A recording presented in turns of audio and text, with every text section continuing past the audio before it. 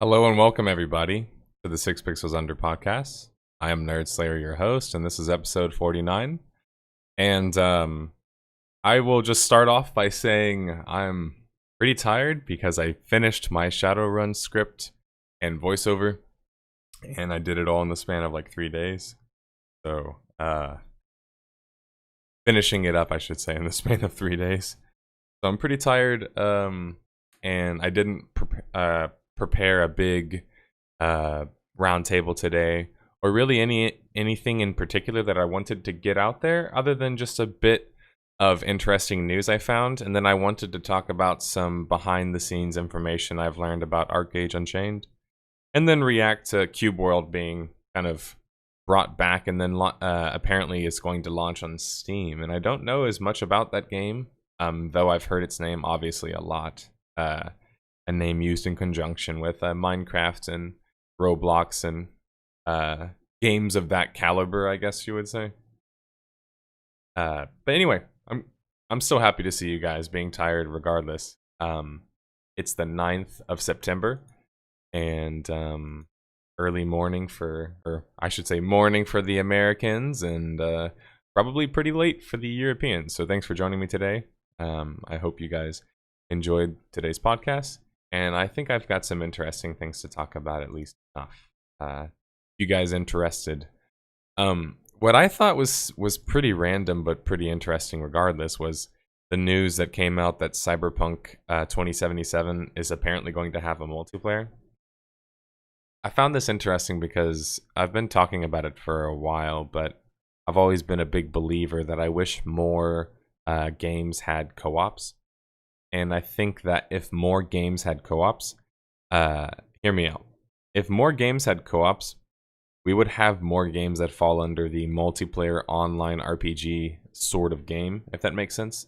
And I think if we have more games falling under that umbrella, then we can stop having to call the other games that fall under that umbrella MMORPGs and just start classifying them as like multiplayer RPGs. And I think Cyberpunk, based on the type of game they seem to want to create, seems to have the ability to be able to pull that off, at least in a co-op setting. So I don't know what they have planned exactly for the multiplayer, but I still think it's interesting regardless. And I'm wondering if the next Elder Scrolls is going to have co-op or something like that. Probably very likely it will.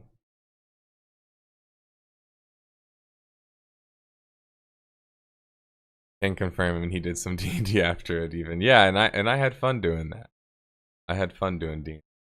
Surprisingly, that actually like woke me up a little bit. The multiplayer will come after launch, like quite a bit after, if I understood right. Yeah, it makes me wonder if they'll do like a Mass Effect style multiplayer thing, perhaps. Also, at the start, before the podcast even started, Lions resubscribed. That's 12 whole months. So a full year. So thanks for the support, dude. Here's your Fedora tip.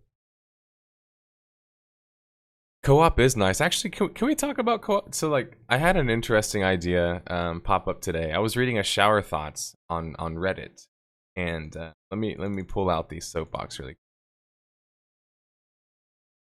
And they were mentioning about how in the 90s, the reason why people miss the 90s is because that was the time before kind of social media and the internet really took over, I guess, and interactions were done a little bit differently back then. But it's I'm younger than that, so for me it's still the early 2000s. But what I remember being so interesting about the early 2000s in terms of video games was like LAN parties and LAN events and co-op things like that was so normal. But once online play started to really pick up, I noticed when I moved personally in my life, I moved away from my friend circle, my social circle, and all of that stuff. I didn't have that same LAN group I was playing Halo 2 with as a kid. I kind of was isolated, and that's what I noticed attracted me the most to MMOs, was whenever I felt like the least social in my life.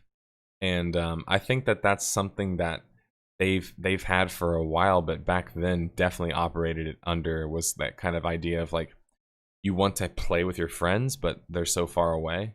And MMOs really feel like a great way to do that. I mean, a good example of that is last night, actually. I was playing some classic WoW on a alt character, a warrior, with one of my best friends who lives back in Houston. And we don't get that much time to obviously talk or play or whatever, but whenever we do, we just level up on the weekends on our alt characters. And it's funny because you can tell that obviously social things have changed. Social media does make things a little bit easier to just kind of do online and not have to worry about face-to-face as much. It kind of makes LAN not as exciting, but it got me really kind of thinking about other things that you miss because of that LAN experience, if that makes sense. And I've talked about it briefly before, but it's sort of the idea that MMOs kind of fulfill, which is like this social gathering place where you have a similar hobby, where you can meet other people with similar hobbies, and then you can also join parties together to undertake activities and adventures, or even join a guild, like as official, essentially, as you can get in most games, which would be like the equivalent of like forming a company or something like that in the real world, or a church, or, you know, like something of that nature. It fulfills a lot of roles like that. And it got me thinking about how growing up, I really loved the arcade. Like, the arcade was always so cool to me. It was a social gathering spot where you could go, and even if you didn't know other kids there or other people there, you all could bond, and you'd end up playing Time Crisis with like some random person. You know, like you'd play arcade games with random people, and sometimes you'd play those games where people would just come up randomly and drop in a quarter, and next thing you know, somebody's in your game. And like that was pretty normal, you know, that wasn't out of the question. And obviously in America, at least, arcades kind of aren't nearly as big as a thing now, and part of that is because of what happens in America oftentimes is once things get really good, they get corporate, and sometimes they don't survive going corporate. And arcades didn't really survive going corporate. The only like chain arcades we have that are like left are things like Chuck E. Cheese and Dave & Buster's, and those are barely arcades. Those are more like kid, you know, fun places, or something like that. And while I had a lot of fun at those places as a kid myself, or at least mostly Chuck E. Cheese, because I don't even know if Dave & Buster's really existed when I was, or at least not in my area, it never quite replaced like the feeling of this one arcade they had in my mall, which was called Full Tilt. Full Tilt was this arcade where it was right next to the food court, and it had everything you could imagine. Unreal Tournament, it had sports games, it had shoot 'em up games, of course, but even more crazy, this thing had two Ferris wheels in it. No, it had one Ferris wheel and then one other ride where it was like one of those things where it like spins in a circle, you know, where it's like a point and then it goes like that. It was one of those rides. It had those inside of the arcade, and they were smaller rides, but it was still really cool. And then you could go to this one section, and it was called like the nickel section. And I know it's crazy to think nickel section, but back then the nickel section was like the section of a bunch of sports games, so like NFL Blitz and NBA. What's that one? It's like NBA something 2K Jam or NBA something Jam. I can't remember that damn game. But it had all of those arcade style games, but also just normal sports games. And I just remember whenever you started running out of money, you just go to that section and you start, you know, blowing your nickels. And I bring all this up because I went to an arcade just this weekend in the midst of me making my scripts and voiceover, just to, you know, kind of give myself a break, relief. And I went to this place here in Austin called Arcade UFO, and the place had a bunch of like Japanese games, like from Konami style arcade cabinets, and rhythm game arcade cabinets. It had like the DJ Hero looking like cabinet. It was crazy, man. This place had such it basically had, as far as I could tell, all Japanese arcade cabinets, which for those who aren't aware is very expensive. First off, to have a cabinet, let alone one that's like imported from Japan. So that was really cool to see. And it just got me thinking, man, like that arcade was cool, but there wasn't a whole lot of places just lounge and hang out.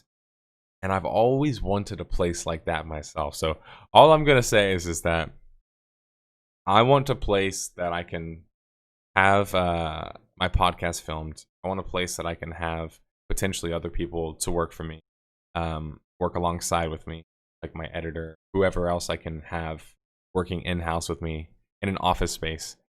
But man, it also would be awesome to have an arcade. I've always wanted to have an arcade since I was a young kid, and I just think that arcades in America they're not done right. They focus on a lot of the wrong things, and also, frankly speaking, it takes a little bit of ingenuity to keep arcades to work in 2019. And arcades work in Japan, by the way. They work a lot in Japan, and PC or PC bangs, as they're appropriately dubbed, the Korean version of the arcade, I guess if you want to call it that, those are quite successful as well. And I believe those exist in China as well, but even more importantly, they exist in Korea. And Korea still largely is a big, is the biggest MMO market. If you just look at revenue alone, the Korean market makes the most out of any of the other markets. So largely, you're still being informed by people who go to PC bangs or PC bangs and play on computers with other people. This is a social gathering spot. This is part of, Korean culture. And although in Japan they do have Final Fantasy XIV, it's not largely a place for massive multiplayer online games. It's more a place for kind of arcade games or more co-op style games. And that's why you have a bigger arcade presence there. America obviously has got kind of a mixture, but you don't have a lot of arcades because, frankly speaking, the majority of the arcades I've been to suck. They suck because if you are from America, you know what I'm talking about. We have a lot of those games where they're only designed to just like trick you into thinking you can win them. And that's like 80% of Dave & Buster's like store. Like if you want to say like they have, I don't know, 100 machines, I would go as far to say like maybe 70 of those machines are machines that are essentially just designed to make you spend lots of coins or lots of credits. And while I understand obviously the desire to make money, because you kind of have to make money to keep the doors open, making money in that sense is just like, that's just corporatism essentially. And maybe corporate arcades aren't supposed to work, is kind of what my thoughts are on the whole thing. But all of this is relevant because it makes me think about dissecting the inception of MMOs and kind of where they started to blow up and where they started to die out. And you can just kind of bear with me for a second. A little bit, or a lot of this is theory still for me, so I have to iron it out. But I think of it as like, in the case of MMOs, when they started to be very popular is when LAN parties and LAN groups started to kind of die down, and arcades started to die down as well. But then it kind of it's cyclical, because after a tabletop started to pick back up and RPGs started to pick back up, you see MMORPGs also start to kind of take that downturn. Now, it could just be coincidental that this happened at the same time, but it's probably also likely that when MMOs stopped being as successful, people went back to tabletop RPGs. I mean, I did. Like, I think that's very common for people. Once they can't find an MMO that satisfies them, that they'll go back and just play an RPG or something, because they still want that RPG experience. You know, if you're an MMO player, you're an RPG player as well, at least at heart, because most of the MMOs have the RPG tag. And I don't know, so it could be coincidental, but I think it's a bit too much to be coincidental that these downturns happen around kind of like the same time. So now you look at the tabletop RPG market, and it's pretty booming. It's doing really well, and I'm saying that from personal experience, having been there on the ground floor to see it for myself. You know, at conventions, and it looks like it's still alive and well. There's games being made all the time. There's games being funded on Kickstarter for tabletop all the time. MMOs are obviously much slower and much harder to fund, and therefore the progress is going to be seen as much slower. But yeah, if you're ever wondering where, you know, a lot of the MMO audience went that didn't just go play other MMOs, if they didn't go play the standard fare, whatever's out at the time, the battle royales, the MOBA games, they went and played RPGs. I think that there's a lot of evidence to show that. I talked to a bunch of people on the floor when I went to PAX Unplugged in Philly, which was a tabletop event, and many people there told me that they played an MMO at some point. It's just that they didn't keep playing it because it just didn't have enough options for them, essentially. So it's just, you think about that, and there's still this whole other audience that hasn't even really been tapped into. That's the roleplay audience. And the roleplay audience, trust me, when they find an MMO to play that satisfies their desires, it's going to be big, because that's an audience that you absolutely can monetize, first off. And second off, it's an audience that is going to make their own content. And I think that that's really important. Community is very important for an MMO. Let's talk about that for a bit, actually. I'll rant about that. I saw this mentioned a few weeks ago, and I can't remember exactly who said it. It might have been somebody from Massively, or somebody on Reddit said something along the lines of, MMOs are kind of hype jobs by nature. They're social hype jobs. And it made a lot of sense to me, because it's true in the sense that when it comes to social gatherings, you kind of have to rely on a lot of like hype or like anticipation to get people interested in it. And so once people are interested in it for social reasons, it becomes interesting to people that it otherwise might have not been interesting to, if that makes sense. So maybe I hear about it from my friend who's like, man, WoW Classic. And I'm like, man, I want to see how that feels. You know, I want to go join a guild. I want to be part of that experience. That's human nature. People have that natural desire. I definitely feel that way. I felt that way with Classic WoW for sure. What's up, Plastic?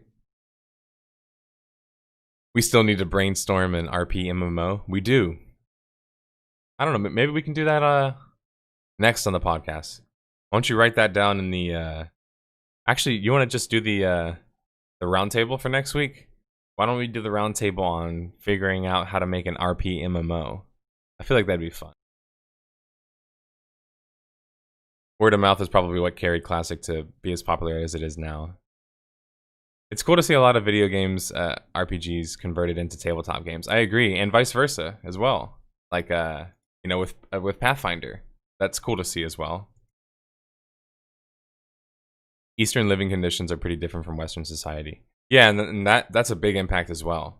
For example, where I'm from in Houston, it's one of the widest cities in the entire country. So like, I know exactly what it feels like to be in something that's closer to a Japanese environment, Korean environment, where it's a little bit more stacked on top of each other, more urban, and living in a more wide spread out space. And I can tell you, like, that does impact the way things work. And so because of that, there are cultural reasons why Korea drives the MMO market, for example.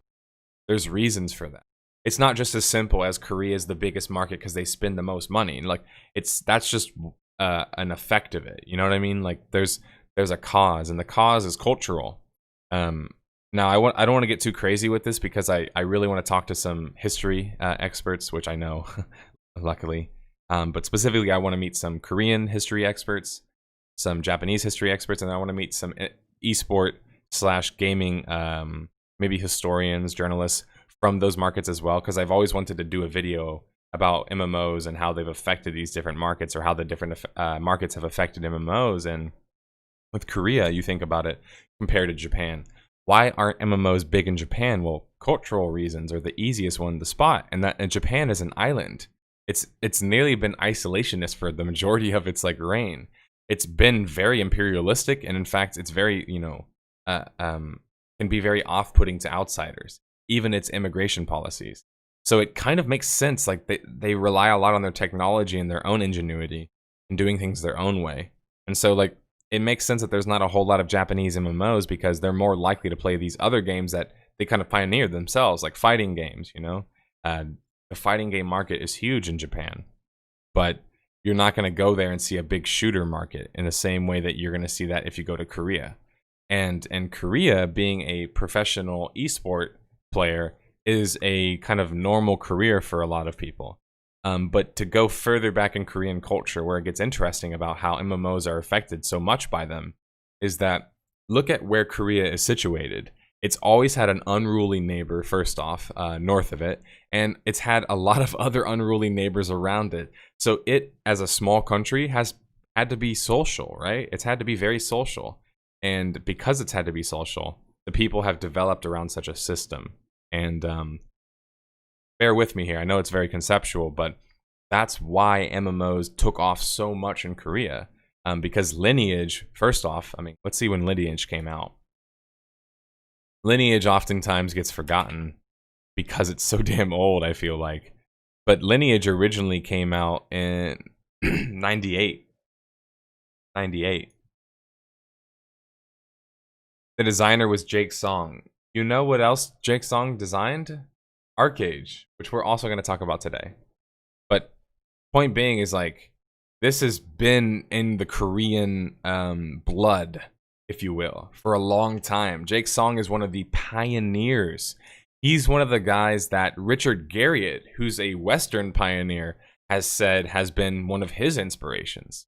And Lineage was an inspiration for them. And so if we just go and look at MMORPGs here, period, like the ones that were launched, if we can see a list of them by year, initial release date. So the first technical MMO was Meridian 59. You guys know that. That's been mentioned in my videos. It's going to get its own video at some point. It was the first MMO to fall under the MMORPG category. Sorry, it was the first game of its type to fall under the MMORPG category. And it was a sub-based game, interestingly enough. I don't know if you guys knew that, but the first MMO was a sub-based game. Anyway, so if you look at the games that came after it, it's not much after it that you have, let's see, big games that you guys remember. Tibia in 97, Ultima in 97, boom, Lineage in 98. And then look at all the games that come after this period, which effectively means they're pretty much all inspired by these ones that came before it, and they all say that essentially. But you look at Asheron's Call, right? Asheron's Call, EverQuest, Dark Ages of Camelot, Anarchy Online. Look at Dark Eden here. Remember, that's one of the first MMOs I got to play. I never mention it as an MMO because it's kind of like a mixture game. But yeah, I guess technically speaking, let's see. The first time I ever played a MMO was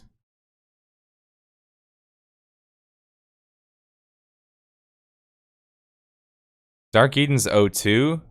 I played Habbo Hotel in 01. So yeah, the first time I ever played an MMO was Habbo Hotel, then I played Dark Eden, then I played Guild Wars, which came out in like 03 or 04. Then I played Galaxies. Man, there's so many games on here that you recognize, dude. It's hard not to get a little bit sad when your job's talking about MMOs and so many of them have died. All my friends are dead is basically what that makes me think about. Anyway, the point being is that, you know, so many of these games have been inspired by the ones that come before.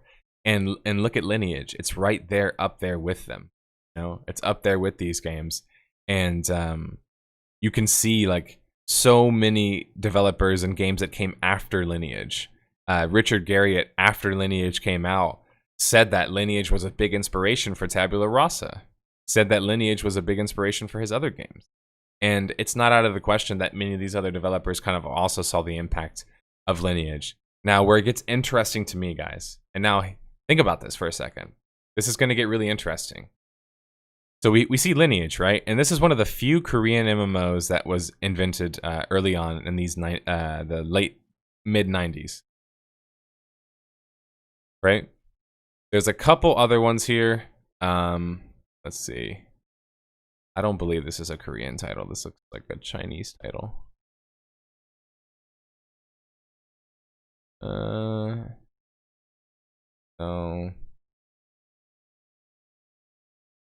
French. I'm trying to see when the next high-profile Korean MMO was launched. Because I'm going to wager it's pretty late. It's pretty late. Here we go. So Legend of Mir. Legend of Mir was one that came out in 2001. This is not showing a lot of different MMOs, by the way. It's missing a lot. The point being is that even though Lineage is one of the few Korean MMOs you see in the very beginning of this, why is it that Korea was able to make more money with Lineage than all of these other games combined? Does anyone want to like refute that claim?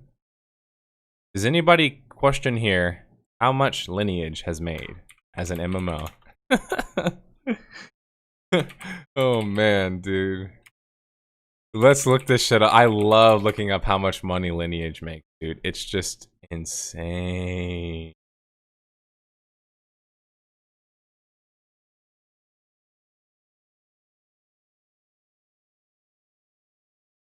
Let's see. It's talking about Lineage, the mobile version, and Lineage 2 breaking 1 billion, but that's just the beginning, guys. I want to see more. There's actually even more.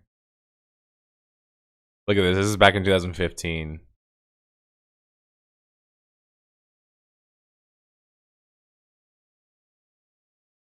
All right, so check this out. This was in 2015. You've got Guild Wars 2, you've got Blade and Soul, you've got Wildstar, you've got Ion, you've got Lineage 2. You've got these other higher profile games that were out and that were big, right? And yet, look. Sorry, let me scroll down because my image is in the way, I'm sure.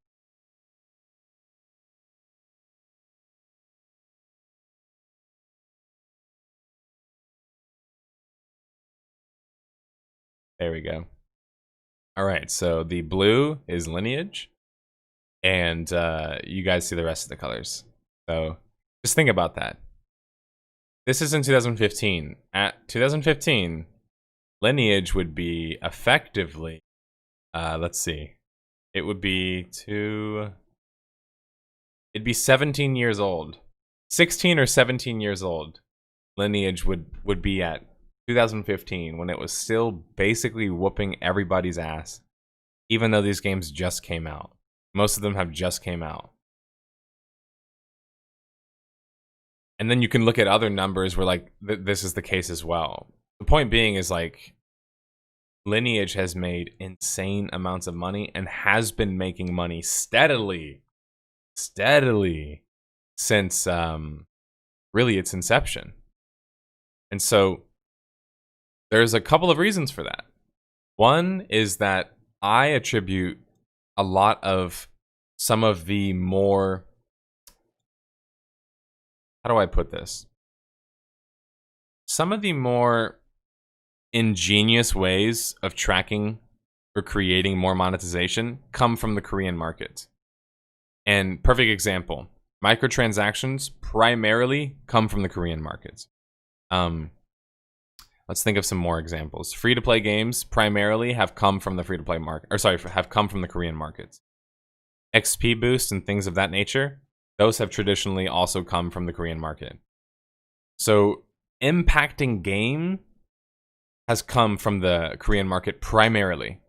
Now, I found a really interesting article, and I think I mentioned this in my microtransaction video, but I found an interesting article that showed a study where they asked a bunch of Korean MMO players why microtransactions were kind of more considered acceptable in Korea versus like maybe other regions. And essentially what they said is that here where we're from, it's not out of the question to just spend money to get power increases. That's kind of seen as like just normal part of culture, of like the rich get better, if that makes sense. They kind of see that as like a normal part of culture. And I found that was really interesting because it basically explains why their market functions the way it does, which is primarily based on microtransactions. Now, where it gets even more interesting, guys, is that Lineage for the longest time, and as far as I know, still is a sub-based MMO. Lineage 1 is. Isn't that crazy? It's just so crazy to think about that. That one of the most successful MMOs of all time, one of the MMOs that's made more money than any of these other games, and unless Blizzard or I mean shit, Blizzard's the only one that could rival it at this point. unless Blizzard wants to show their financials in the same way that NCSoft has for a number of years, I don't see a world where WoW has made more money than Lineage. So at this point, now you start to understand. It was long-winded, but I finally explained essentially why the Korean market is so ingrained in MMO culture. It's cultural. They impact the primary decision-making because the biggest MMO publishers, Nexon and NCSoft, are Korean companies, operate in Korea, and primarily make their money from Korean audiences, which yet again shows that the Korean market is what drives the MMO market, primarily speaking, except these times that we've had these big AAA releases in the Western world. But coincidentally, most of those haven't worked, right? And yet, the Korean versions have still existed. Blade and Soul, Ion, many of their versions that have launched still exist. Why is that? Because they still work in Korea. You guys see what I'm saying now? So no matter what, even if you don't like Korean-style MMOs, even if you hate Korea, like, if you like MMOs, you are impacted by the Korean markets and by Koreans. So, yeah. I thought I'd explain that to you guys because sometimes I get asked, like, why does this matter in this Western game? I don't play Korean games. I don't play Asian games, as like the slur is usually levied. And it's like, well, you kind of do, because those games are impacting your games right now. Dailies? Hey, you guys have heard of dailies? Where do you think dailies come from? Show me a Western MMO that had dailies before a Korean MMO did. They came up with dailies. They came up with reverse engineering gear, right? They came up with that gear treadmill. I mean, they came up with a lot of very addicting things that have been put in games and become staples of games. And it's so interesting to think that even though there's been more high-profile Western launches than maybe necessarily Korean launches overall, largely now especially, MMOs are a Korean market.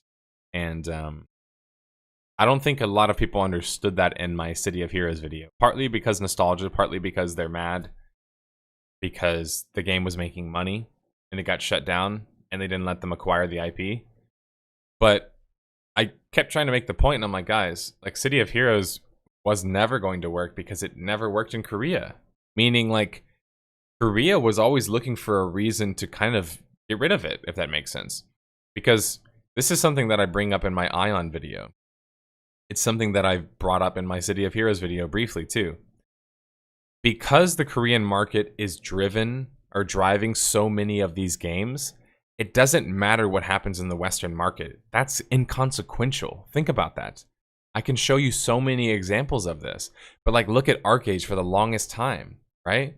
Why didn't Archeage change its business models before, Archeage Unchained was announced just a couple of, days ago or a week ago now? Why didn't it get rid of the other pay-to-win aspects, like labor points and the microtransactions before? Why did Tryon keep those around? Was it just because of XL Games per se? Like, maybe, we don't know exactly. But the point is, they kept them around because they made money. they're good ways of making money. This is a good way of transitioning now into talking about Archeage Unchained. So for those who are tuning in now, thanks for tuning in, by the way. Let's talk a bit about Archeage Unchained. So Lineage is related to Archeage Unchained because Jake Song, the CEO at the time of XL Games, was the creator of both games.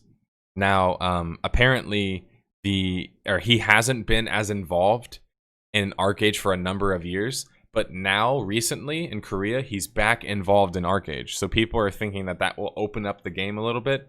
And what I mean by open up the game is that even though Jake Song has created largely linear games, people largely attribute the open aspects of Archeage to him as a developer. There is one other female developer who's involved. I can't remember her name off the top of my head. I think she's the one who people say should get the credit for it. But point being, Archeage Unchained is this entity. It's back. What is Archeage Unchained? In a nutshell, it's like the third or fourth attempt at another server for Archeage that's meant to fix existing problems, such as monetization. It's like the third or fourth server. Now, where it's different is this is the first server designed by Gamigo. So Gamigo recently acquired the rights from Tryon by buying out essentially everything they've got.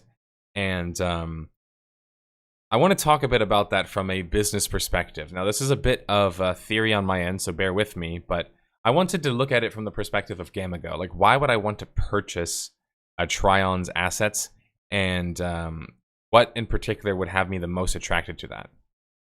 In my personal experience, it would be Archeage. And the reason is because Archeage was designed to be the bridge between the theme park game and the sandbox game. The Sand Park, as it was dubbed, you know, the stupid name. But point being is, it was the bridge between the two. And largely speaking, if you want to put it against any other MMO, content for content, things to do for things to do, combat system for combat system, it's up there. Like that, I don't really feel like that's a very subjective argument. I feel like that could be very objectively proven. It's up there with a lot of these games. But again, there's other very glaring reasons that have led to why it never was able to kind of maintain its popularity or population.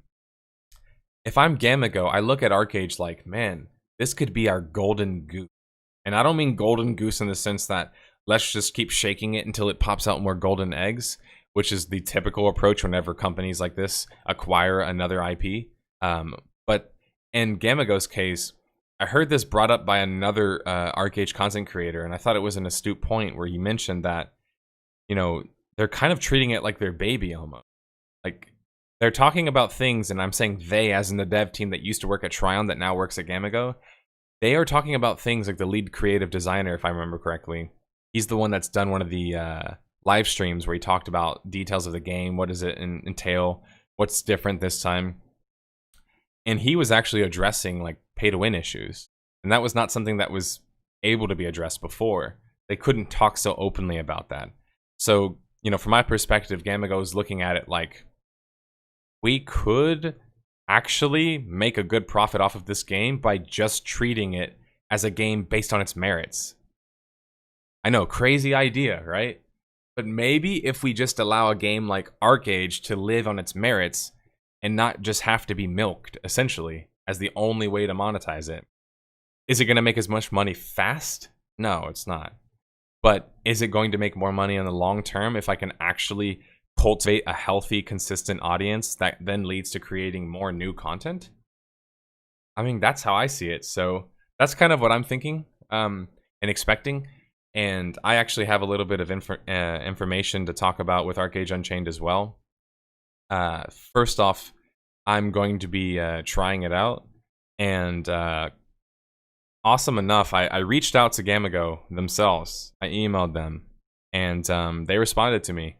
And apparently, they're doing a media test the last week of this month, and I'm going to be invited to that. So I should get the chance to stream it.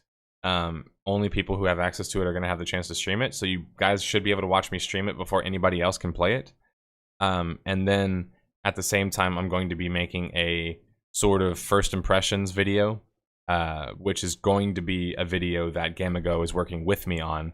And what I mean working with me on, I mean literally they're just providing me what a script would look like for the newest features, just so it's easy for me to know what those features are. And they're going to, of course, give me the access to the testing, the media test the week before, and give me the NDA access.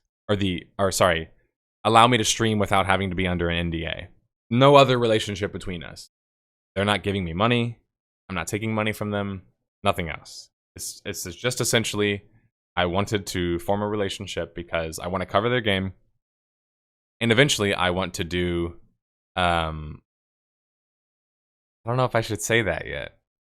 You know what? All right, I'm going to say it now. I want to do MMO reviews. What do you guys think of that? I've been wanting to do MMO reviews since I was like a young child. But I always saw them as like this illustrious, like the The white buffalo. Right? The white buffalo. That's what I think of. You suck at selling out. Shout out the merch once in a while. Yes, go check out my merch, by the way, guys. But I want to do MMO reviews. Because I've been thinking. Like, I put, you know, like 3 days worth of time into Final Fantasy XIV, and I'm just getting started on Heavensward. And I want to get all the way to Shadowbringers. And I'm playing Classic WoW right now. I've got one character that's nearly level 30 and another that's level 15. And then Archeage is coming out the end of this month. So I'm like thinking to myself, I'm like, finally, because I had this drought for such a long time where I didn't really have any MMOs to play. And I wasn't really in the right headspace to want to play many of the current MMOs. Because I was just annoyed, you know? I just felt like I was pretty annoyed about it all. Now I feel like it's more than just about my personal enjoyment. It's about also learning. It's about also teaching. And I've always wanted to do reviews, and I've thought that other companies that have tried MMO reviews in the past have done them very, very, very poorly. If I had to rate reviews overall in terms of the MMO RPG genre, I would say be like a 4 out of 10, man. They're pretty poor, dude. They're pretty poor because a lot of them aren't explained how much hours are put into the game. They don't even look like they know how to play the game. Like, no offense, I'm not saying you need to be a pro at it, but they don't look like they know how to play the game. Like, why are you reviewing an MMO if you're not an MMO player, right? There's no real criteria. It's just like arbitrary things. And sometimes people even take like criteria from like other games. And it's like, how could you rate an MMORPG on the basis of an RPG like you could a single player RPG? You can't. So like you have to look at all of these other aspects. And I've read, and I can show you guys so many examples of this, but I've seen so many reviews where I don't even know if the guy even joined a guild or like played with anybody else. You know what I mean? Like, did he just play by himself the whole time? Like, I've always wondered that. Like when these guys do reviews and they do them so quickly, are you just like solo queuing or like pugging the whole time? Like, you're not even having a real MMO experience, so how are you supposed to review the game, you know? And I've always felt that way, and I've stayed away from reviews generally because I've always thought, like, I don't want to be that guy that, personally speaking, do I want to have someone like that on my channel? Yes. Like an ACG kind of guy? Yes. But, like, do I want to do that myself and always go after the new game and constantly have to, like, review? In fact, like, that's not for me. I'm not that kind of person. I mean, look at the content I make. It's old. I make content about older things. That's because I like to put my thoughts and contain them into, you know, 30 minutes or 40 minutes or whatever else as much as possible. So it got me thinking, like, I want more opportunities to get back into the game and playing, because for too long my content was death of a game. I'm not playing this game. Death of a game. And I think people get the wrong idea. If you just see the headlines, you know, get the wrong idea. You think that I don't love MMOs. You think that I don't love playing them. That these aren't my favorite kind of game, right? That I haven't been playing these, as I mentioned, since 2001. And I will always say that because that means a lot to me. That it's been like 18 years I've been playing these games. I love these games. And so I want to show that passion. And that's what I love about the podcast too, of course, and streams and things like that. But I want to show that passion off. And I think that, you know, talking with my girlfriend, who helps me come up with a lot of my ideas, you know, she was like, why don't you do reviews? It'll be your chance to talk about games that you like, you know, and be able to like nuance, talk more about the good and then talk about the bad as well, instead of just maybe talking about why it failed and only briefly talking about the good of it, which is kind of the design of Death of a Game. So I've always wanted to do MMO reviews, and it's something that I'm planning on doing. And frankly speaking, I might need to like find other people who want to help me write as well. And when I say write, I mean maybe to potentially cover other MMOs I wouldn't otherwise cover, or they cover MMOs I wouldn't otherwise cover, but they'll do it under my framework, if that makes sense. So the idea of my channel, and I want you guys to think about this for all of my content, is that I'm trying to take everything and putting it through the lens of, does it make sense? Does it teach you something entertaining? And most importantly, is it relevant? Like, how is it relevant? And like that's what I like to focus on. So like the detective aspect, the fedora, you know, that's just part of the brand. That's part of the identity that I create with character, you know, like N.S, like nerdSlayer. And that character is a character who is based on evidence-based learning, you know, evidence-based approach to making deductions and making analysis. And while that's not as interesting to maybe everybody else, it's interesting to me. So hopefully you guys enjoy coming to, you know, me so I can break it down if you don't maybe necessarily like breaking it down that way yourself. But content on my channel is always going to be with that in mind, you know? Everything is going to be based around having evidence. That's just something I believe in personally. So my content generally is going to be like that. And MMO reviews are awesome for that because you get to show people exactly what you're talking about in the game. And so it's like the best kind of like learning, because it's one thing to talk about something, as I've done in my other Why I Don't Play games. But what I dislike about that is because it lacks my personal footage, I lack the ability to personally show you certain things that I'm trying to show you, or I'm trying to illustrate with my words. So it's like MMO reviews are a really good way for you to explain a lot of deep concepts about certain games that you can't otherwise explain in just a minute or two. For example, like explaining why the leveling process in WoW works is something that I could explain in a MMO review, but it's hard for me to explain that in a stream about WoW, because it's such a long, like, you know, I have to research and I have to like get my words together, and you know what I'm saying?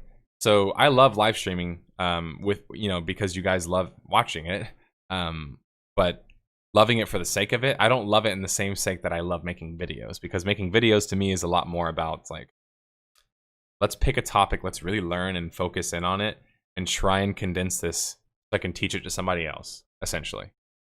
But yeah, what do you guys think about MMO reviews? I haven't really been reading the chat. Let me go back.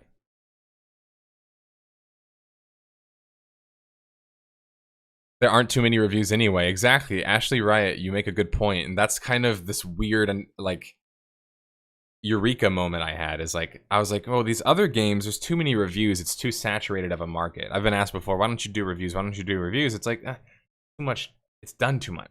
But then it's like, wait a minute. Who would you guys rather do MMO reviews than somebody like my content? Like somebody from my sort of content. Who else would you want to do reviews? That kind of person. At least that's how I see it. If you like my content, you're most likely going to like me to review something. So it just makes sense. It's like a natural transition. I feel like I'm the guy, you know? I can explain it. Whether I like it or not, whatever game it is, you know? I want to do reviews on WoW Classic. I want to do reviews on Archeage Unchained, Final Fantasy XIV, Elder Scrolls Online, Guild Wars 2, and whatever other new MMOs come out, or whatever other MMOs catch my my interest, basically. But I want to do reviews on all of the major games, because that just goes without saying. I think that's just a no-brainer, frankly speaking. A good MMO review will take a ton of time, and a lot of MMO reviews are done by people who barely dip their toes in. Oh yeah, that's for sure. And that's the thing, is like each review is going to take me about 2 months to make, so I hope you guys don't have like this idea. Y'all wouldn't, because you didn't expect me to make them anyway, but like, I hope nobody has the idea that I'll be popping these out like monthly, because like MMO reviews like legit are going to take like 2 to 3 months depending on the game, because I have to be able to play and also learn and then do my other content at the same time and also have a life. It's like, it's hard to balance all of that at the same time, for sure. So I need time to be able to do that.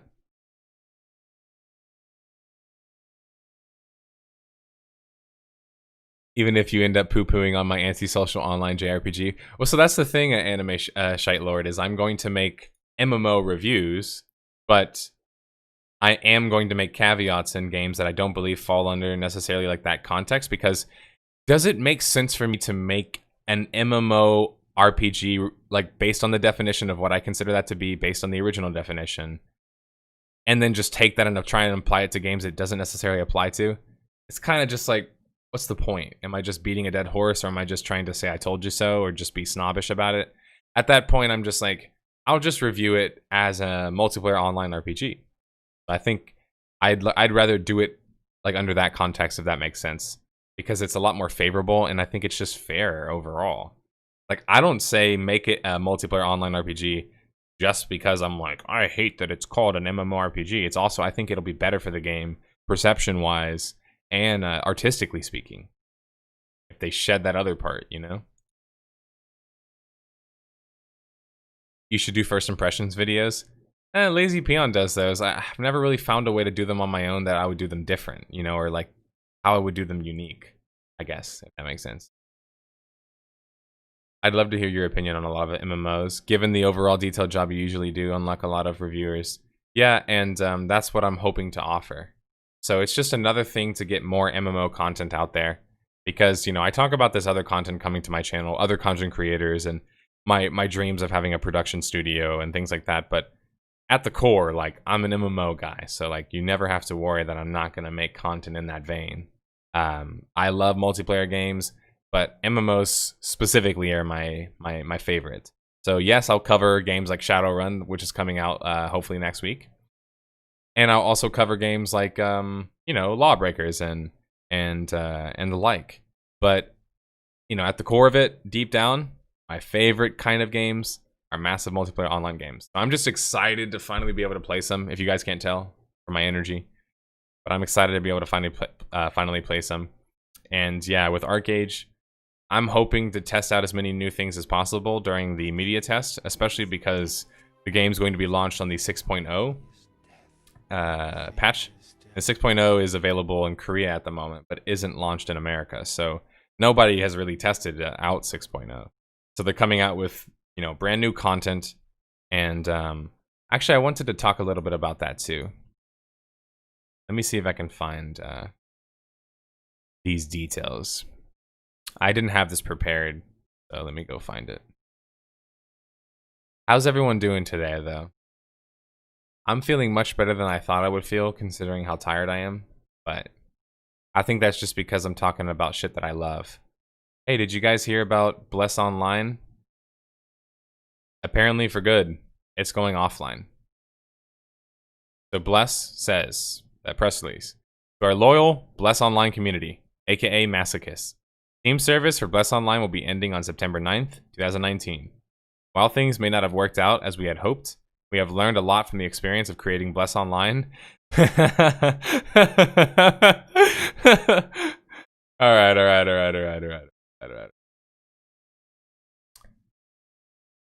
This is why I like that I don't work for an outlet and I work for my own outlet, okay? Because I get to speak my mind. And this is why I also like that I don't take checks from companies like from the guys that work on things like Bless Online, like NeoWiz. And it's because I can speak my mind. And the truth of the matter is, I don't really feel bad about Bless Online being shut down. I never feel bad when people lose their job. But the sad truth of the matter is sometimes people lose their job because other people didn't give a shit about their job. Does that make sense? Because if other people cared about those jobs as much as we should care about those jobs as, you know, consumers, because those developers make the games. Problem is that you're holding these developers hostage by essentially making them come up with your shitty ideas of like how to make more money, or at least how to purvey those, or how to push that out into the ethos. And so you get this like American office. NeoWiz gets this American office where it's like under the guise that, hey, we're gonna like change things up, we're gonna have this relaunch, we're gonna come to America, it's gonna be great, Bless Online, it's been hyped, fantastic. Except when it comes over here, it's so blatantly a nonsense like cash grab that it's just like, how people ever even accepted sponsorships from this company really truly are bizarre to me. Secondhand, how people weren't surprised that the game sucked and failed in this way. Why are we surprised about this shit sometimes? Like, real talk. I'm not saying it's funny or great or we should, you know, celebrate when a game dies. That's not what I'm doing here with Bless Online. What I'm doing here is, why do we need to be surprised? Why do we need to keep spending money on these games and being taken for suckers, essentially, to realize what these guys are trying to do? And as soon as I bought the game, played the game, within hours, I could tell what kind of game it was. It was a game that was a lazy effort at making more money and it was a lazy effort because they released an even newer version of it, like within a couple of months. What's the new one called? Bless Unchained. Don't they have an Unchained as well or something? Bless Online something. They've got another new version. The reason why I don't like the idea of working for another outlet or working for another company or being sponsored or working under a channel network or honestly just being under anyone's sphere of influence in that sense is that I don't get to speak my mind like I do now. And speaking my mind is just that, you know, games like Bless Online are going to be forgotten because they deserve to be forgotten. They're not good games, and they're games that lower the overall threshold of what we should expect for the future of gaming, especially when it comes to MMOs. And like, I'm not on my presidential shit there. I'm just, or my politician shit. I just mean straight up, like, that's not what we want to see more of in the future. We don't want more games that have launched and failed in like 6 other markets to come to America and we just accept it because we're just desperate for sloppy sevenths, right? Like, that's why Bless Online annoyed me so much. And that's why I respect your opinion if you don't want to get into Archeage Unchained, because as I've mentioned, this is their like 4th server relaunch thing. It's Gamago's first, but it's the 4th like overall. They've had these other Prime and Progression servers where they've promised that they're gonna fix, you know, monetization. I understand why the MMO audience is so it's in such trepidation. People are so nervous. They don't trust these games. They're jaded. It's because so many of them package themselves in a way that's meant to kind of mislead you. It's meant to make money. And, you know, I talked about this actually in my Shadowrun video, and I hope you guys really enjoy that video. But I'll talk briefly about the point in particular that I made. So Shadowrun was a game that came out as a multiplayer-only game.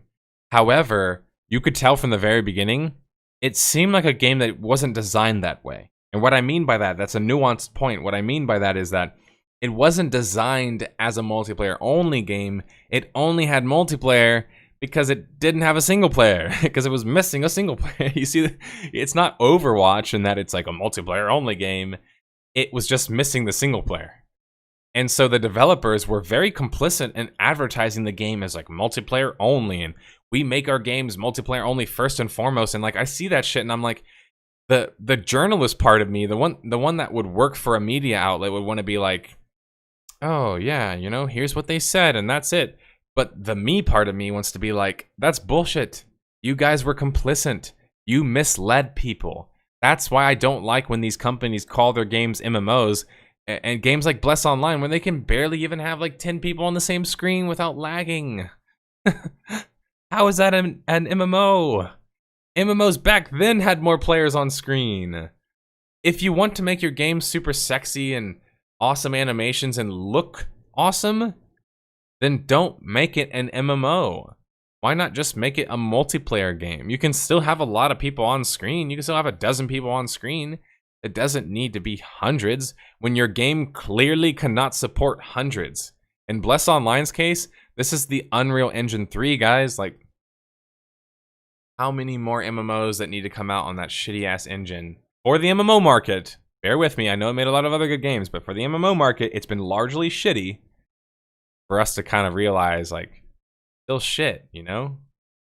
That's a shit engine for the MMO market. Doesn't really work. And, I don't know, just good riddance, Bless Online. I don't think much is lost, except, unfortunately, those who worked on the project, you know? We got paid a living to work on that.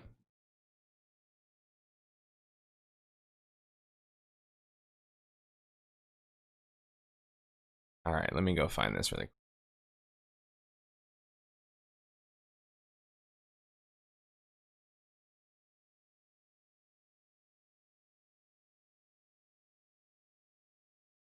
I've heard it argued many a time that jargon videos are not useful because most people would go down the rabbit hole of arguing definitions, won't bother putting in the effort of actually going back to an older video.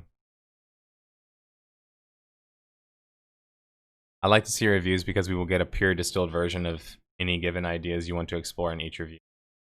Quality of your content is good. I can't imagine your reviews being bad. I bet you would quickly become one of the best in the MMORPG review space. Yeah, that's what I'm trying to do.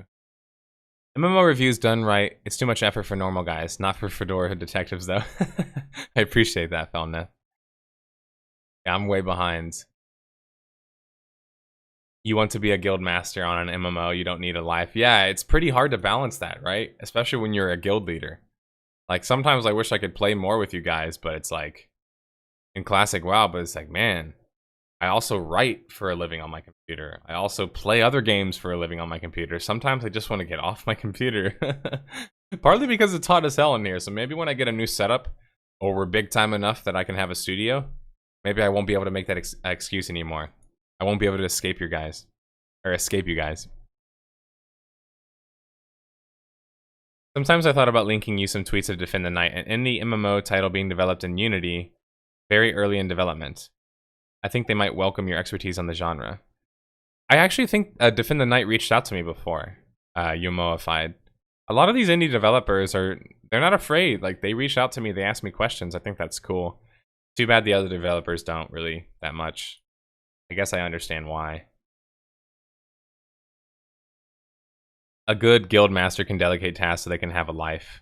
Yeah, and that's why I'm trying to slowly get involved with other content creators. Is I can't do all of this on my own, you know? Like, actually, two of my roommates, a cousin and a friend of mine, both of them are interested in helping me out with like live production. So that's really helpful because they've got a lot of energy, a lot of time, and I don't have a lot of money.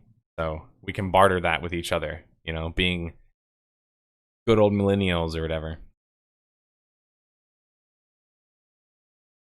People are shitting on Peon all over the place. Yeah, it seemed like he got a lot of shit because of that Final Fantasy video. My thing is like, when it comes to taking videos down, while I understand like death threats are very scary and should be taken seriously, taking a video down, I feel like it's just letting that person kind of win, if that makes sense. Because they got what they wanted, which is to make you react in a way where you pushed off. But sometimes when you're willing to push off so easily on criticism, sometimes it means you weren't so married to the criticism in the first place. And that's why you have to be careful about what you put out in the public space, because I know when I put out one of my videos, somebody might make a response video, or they might have an opinion, they might disagree with me. All of that is very real, and I have to be willing to take that criticism.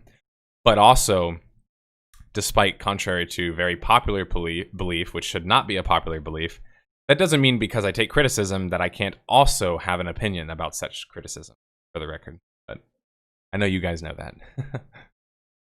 Man, my stomach is killing me today. You're not feeling great either, Card? Yeah, either. Looks like a lot of us are not feeling so great. Hey, thanks. But you've got the wrong guy. I'm good at shooting people, cracking wise, and pretending to know how to fight with my hands. nerdSlayer should do a video on unchained versions of games so I can understand what the heck is going on.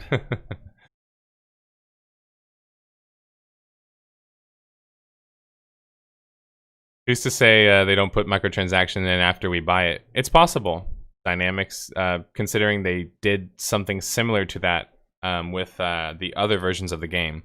The thing with Archeage is that if you were going to trust that Gamago is looking at this from a different perspective, and that the buy-to-play game with a Game Pass doesn't allow itself for as much exploitation as the other cash shop, I think you have to go in with that in mind. It's not necessarily so faith-based, because I think their actual cash shop doesn't allow itself for as much exploitation. But if you're afraid that it's more based on their integrity, and that even though it's not in the system now, they could add it at a later date, I think that that's a fair opinion to have, frankly speaking.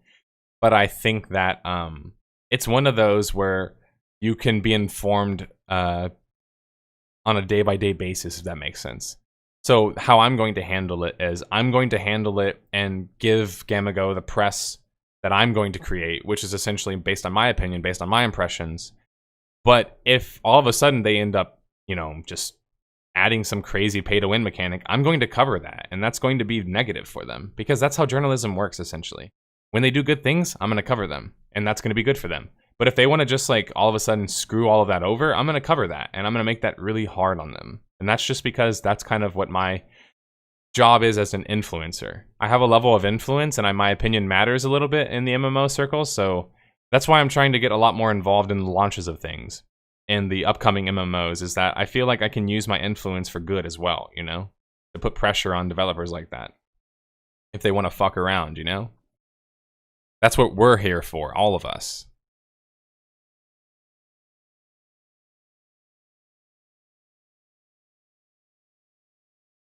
Classic and real life do not allow me the privilege to trust MMOs as I used to. Yeah, and frankly speaking, you know, Archeage and Classic are very different games, and that's why, like, I've been asked before, like, why would you play those games kind of at the same time? Because although I'm putting Final Fantasy on hold just so I can finish my leveling experience in WoW, and then also my leveling experience in Archeage, so I can then go back, and I'm not really in a rush to do that. But by the end of the year, I want to have a Final Fantasy 14 review, a Classic review, and an Archeage review. I'm shooting for all 3 of those reviews, so I've got about 3 months to get that done. In the case of Final Fantasy 14, I've already put in like 4 days worth of time, so I want to get through Shadowbringers, of course, before I review that. For Classic WoW, I'm trying to get into the raid content before I do any reviews. And then finally for Archeage Unchained, I'm trying to get into like the in-game PvP, the in-game sieges, before I do reviews on that. So I'm shooting for the end of the year. It might not be possible. It might be more realistic to say like the spring to have all 3 of those reviews out, but that's planned.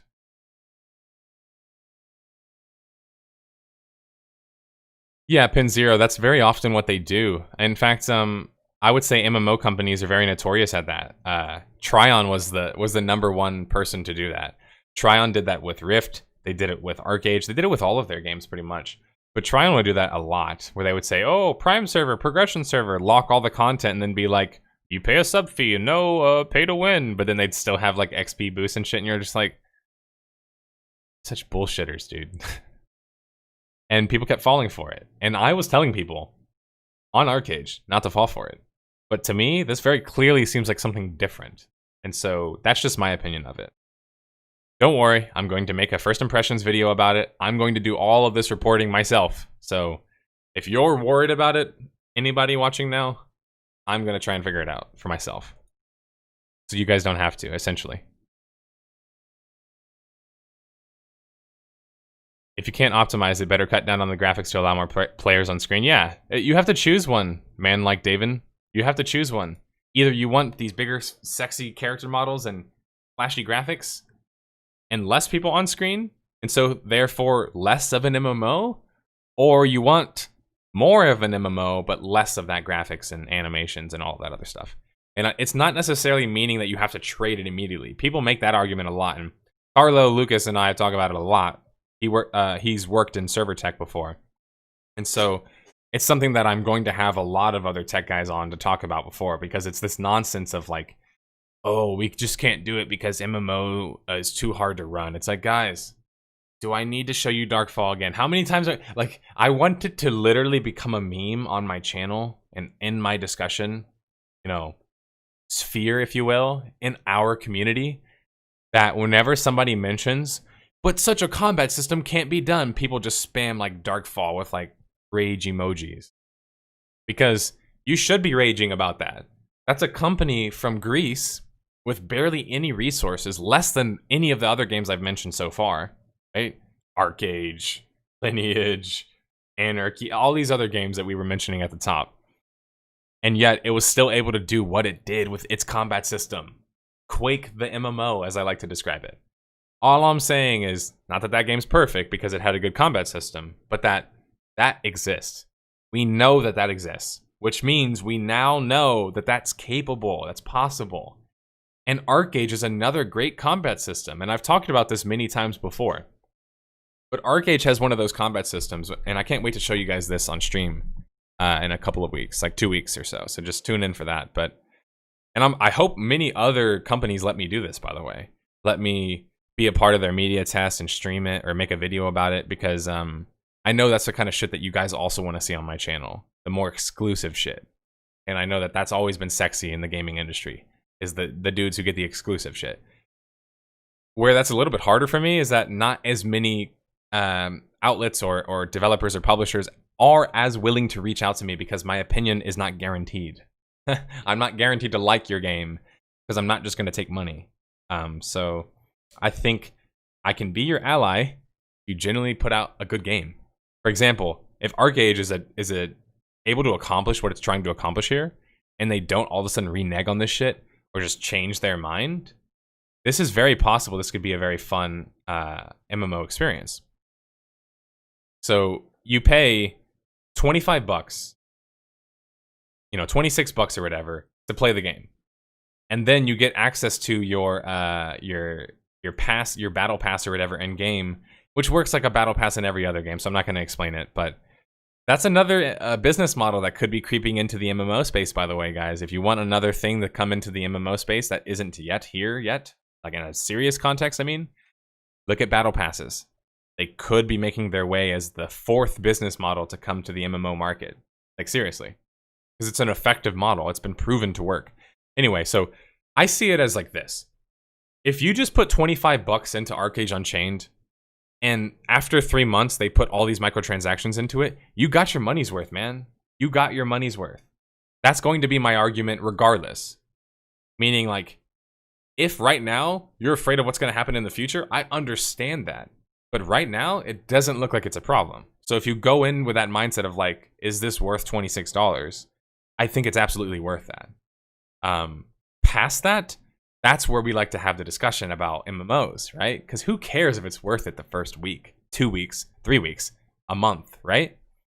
What's so tantalizing about Classic WoW for me is that I can keep playing it. I can keep raiding in it. I can keep doing the later phase content as it comes out, right? Whereas with Archeage, I'm a little bit more afraid about the longevity because I'm afraid about how they're going to manage it. And that's a big fear. A very real fear. Sorry.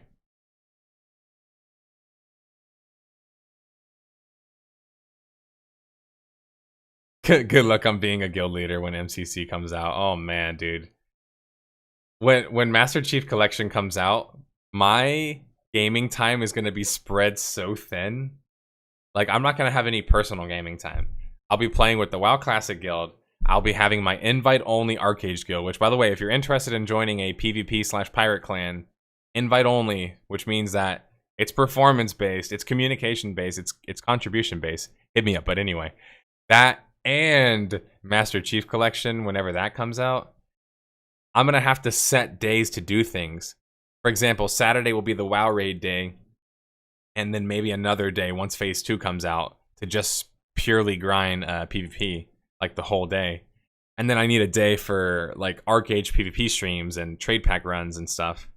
And then I need a day for playing lobbies and matchmaking in Halo. I just can't wait for Halo because it's one of those things where, unlike in a MMO, although I love MMOs, the cool thing about Halo is that we could play as friends, or you guys could play with me. And it's not as much as a investment, because I know some of you guys watch me and you watch me play MMOs because you can't really play them yourself. You don't have the time, and I totally understand that. Like, when I was a young kid, I was forced to go outside. My parents would not let me get on the computer. I should say my grandpa would not let me get on the computer. So like, I remember even as a kid always having to deal with like, man, I just want to play MMOs, and I couldn't play them.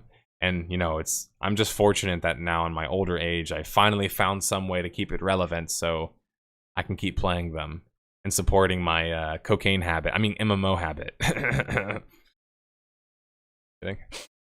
Or whatever someone on coke would do. Not that I know. Hey, JST Link. Thanks for the subscription for 3 months. I appreciate it. Welcome to the Nor Club. Fedora tip. I look forward to nerdSlayer talking about Chronicles of Elyria when it's finally out, so I can stop being anxious about it being moderately interested in it. Speaking of Chronicles of Elyria, I can't believe I forgot about this. I hope you guys aren't going to hate me for killing anybody's hype. And I know a lot of people will always hate me for being the killer of hype. I love hype. Like, you guys just heard me hype the shit out of Archeage. So, like, I like hype. Just like anybody else, I get down on the nerdy shit. I get hyped. But what I'm about to show you is not hyped. It's kind of worrying. So this is some internal playtest. Sorry, quotations was because I don't know. They could call it whatever they want. I don't know what it is, what version of the game it is. But this is not supposed to be the full graphics. This is like some internal playtest. But this is Chronicles of Elyria internal playtest footage as of this month in 2019. Remember, I did a Kickstarter video where I said that they show basically no gameplay footage, and I think that shows that they have such an early model of their game. Okay, got here.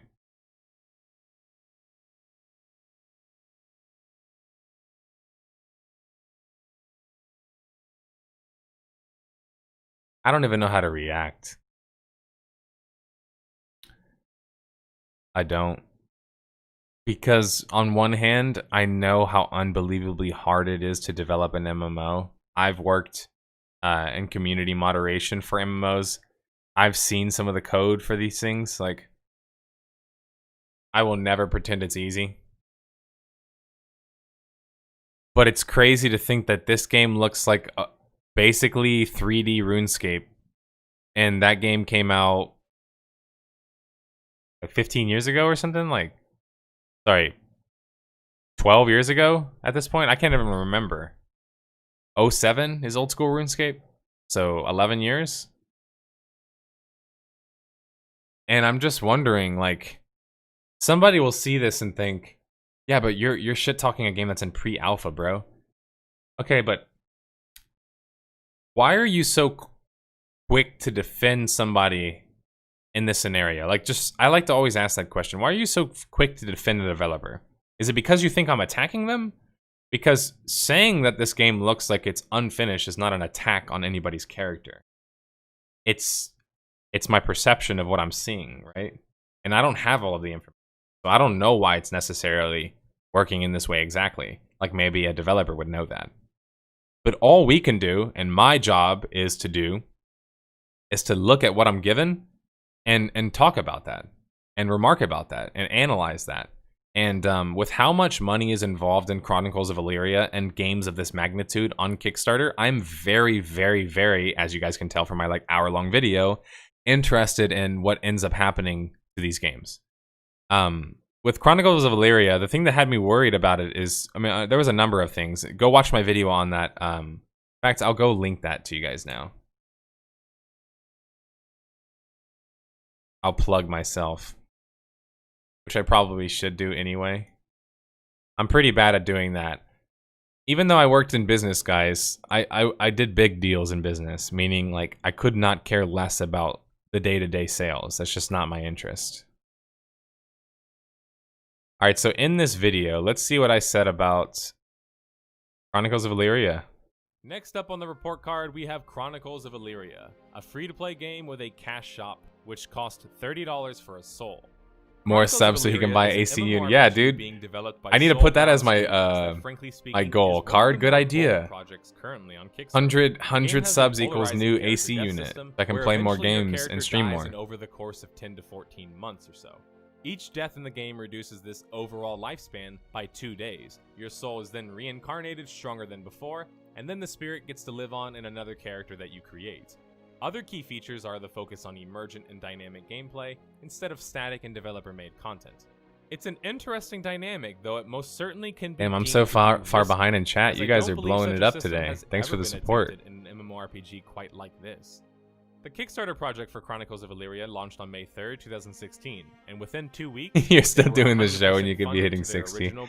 Man, like, having a job in video games and writing and MMOs has slowed my time down in WoW considerably, that's for sure. But that's why I came up with the idea to do reviews on them. Did they meet their promised launch? No, actually. They promised initially to launch back in December of 2017, while having gone through beta. Yeah, the cool thing, Card, is Halo 3 and 4 are actually 4 players as well, but the first two are just 2-player co-op.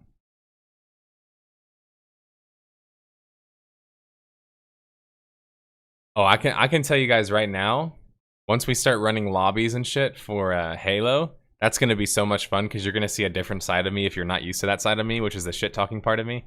The fun, you know, I'm in your head part of me that likes to tease people whenever I play games. I'm telling y'all, man, y'all better come correct on that mouse and keyboard, because I've been honing my craft on the sticks for a long time, and I even practiced recently. Don't ban me, Twitch, but I practiced in Halo World, and I feel like I'm pretty nasty on the keyboard and mouse, man. Already, I'm ready. Who wants it? Who wants these 1v1s? I'm handing out free L's. An alpha in the interim. Now it's the spring of 2019, and according to their Gamepedia and reported to other outlets, they were in 2017 targeting a 2019 launch, and that's not in sight either. Did they meet their funding goals? COE currently has collected $5.7 million. This might explain the slow development, as in the 5.7 million. That's considered. But when you hear 5.7 million and then you look at this, inherently it's just going to like hit you like.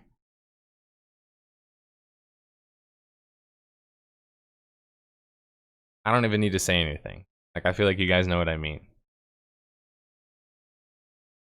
I like that there's like some kind of lighting, but it just seems like the game functions so poorly even when like basically no textures are loaded in. That's really worrying to me. Like, this is the kind of footage I expected from MMOs that came out like in 04.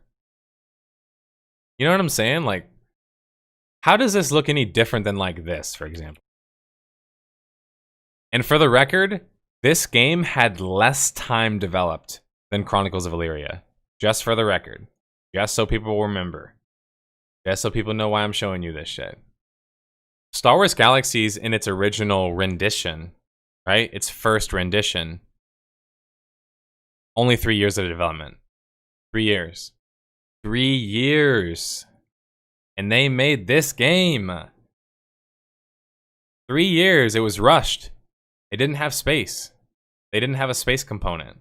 That's why they launched the first expansion, Jump to Lightspeed. But it's like, this game looks better to me than whatever I just saw. And this game started being developed, guys, in 2000. Like, on the dot, at the turn of the century, this game was like started to be developed or so. And then it came out in 03. I just... And like, if you think that's being mean because they have a bigger budget, okay, I get it. Bigger budget, right? Star Wars Galaxies didn't have a big budget, by the way. It had a tiny budget. But let's say that's your argument. Okay, all right. Big budget. Do I need to show y'all this trailer again? Remember this trailer? For this game that people basically created with like a small dev team of like 5 or 6 people, where I told you that the combat and movement already looked far complete than I've seen in Crowfall and the majority of other MMOs that I've seen on the market. This is why I tell you guys, I don't care about graphics. I care about gameplay. Because gameplay is what makes the MMO fun ultimately anyway, because you're doing it at a large scale. And just because you're doing it at a large scale doesn't mean to make it boring. Like, for example, Eve lets you play with a lot of people on screen, and that's awesome. But that's also why the game's really slow. So maybe if we have a game that's like scaled a little bit less, but still allows us to have some skill-intensive combat system, like this, man, this looks like it could be something like that, where you could have more people on screen because it's not too taxing to run. And yet you still have enough skill. You have PB AoEs that are placed on the ground. You have cone effects. That was a cone effect right there. You've got knockdowns. Look at that. You've got some type of like icicles falling from the ground. I mean, come on. How do you watch this, guys, and then go watch this? Or even like the worst one, the one that came before that, and not just be like, I don't know, man. I don't see it. This doesn't give me any inspiration, you know? This doesn't have me excited. This doesn't get me going, you know? Nothing about this really does anything for me. This looks like a Unity MMO project. Watch this. Tell me I'm not right in a second.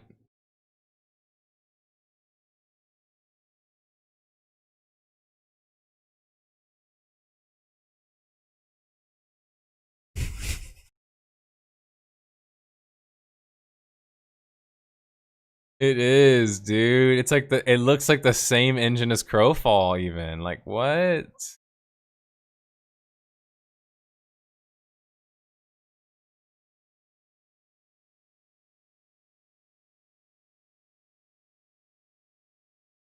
Anyway, I'm lost in the sauce now.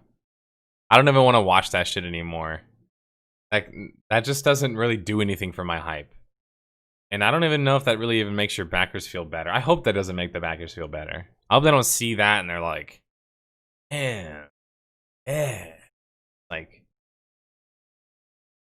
you have to be patient with the crowd funding market because it's new, but you also can't be too patient because then people can be taken advantage of. So it's like, that's why you have to offer them the, you know, the benefit of the doubt to being like, you're a small company with small resources being crowdfunded versus, you know, this other actual company who's paid. But like in the case of Galaxies, back then when they created the game, they were operating out of somebody's apartment with like 10, 15 dudes originally. And the game also cost less than the majority of MMOs that have come out since then. So it's just kind of like, at what point do we stop making excuses for like how expensive it is and these other things and just start to be like, maybe you just have to also make a good game, you know? Or maybe you have to also be realistic with your goals, like with what you want to accomplish with your game. It's just, I've seen that footage right there. And then, do you guys want to see why I'm also just even more confused? Just check this out.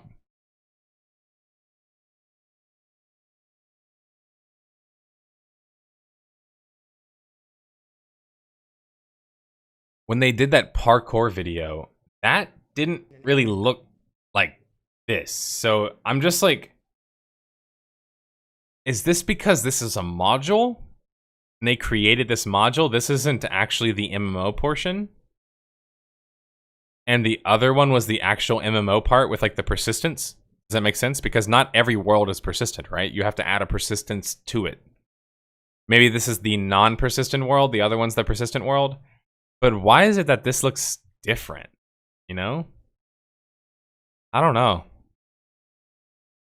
I don't really know what to think about this game. It's just too much theory.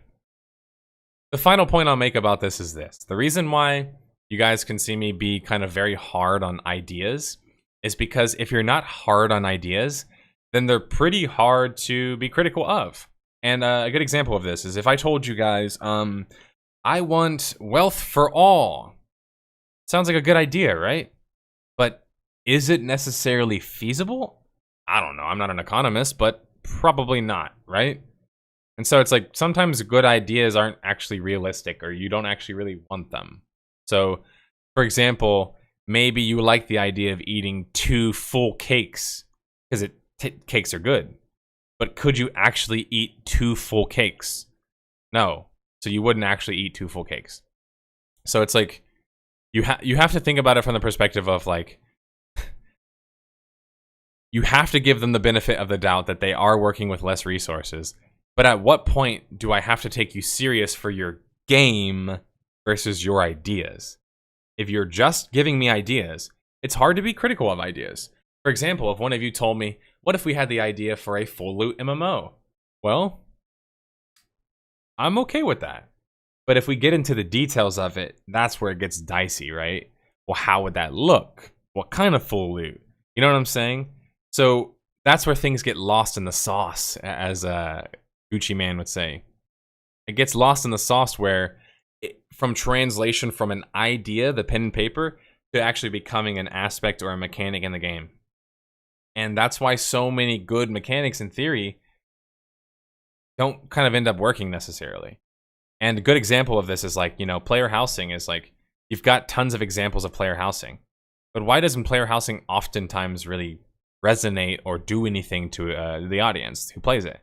It's because it's super static, and the real player house, or a real player's house, like a real house, is not static in that sense, right? You can't just like only fit things in certain places. So it's like you can see how early ideas of things have good ideas in the sense that they want to have player housing, but they're just poor at implementing it because they're so early on, right? They don't know. They miss the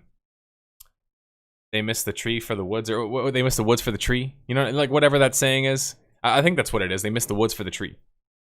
Or the tree for the woods. Or they're going after just one particular tree, but you end up just hitting the whole woods. Like, it's kind of like that idea, where when you have an idea, it's pretty hard to say it's a bad idea. Unless it's just like, what if we had full loot PvP where you permanently die and your game gets uninstalled? It's like, idea-wise, most of you can poke holes in that, right? But what if I told you I wanted to create a... I'm going to give you guys like the very generic MMO advertisement and tell me if you can poke holes in what I'm saying. You probably can't because it's very generalistic on purpose. Virtual worlds.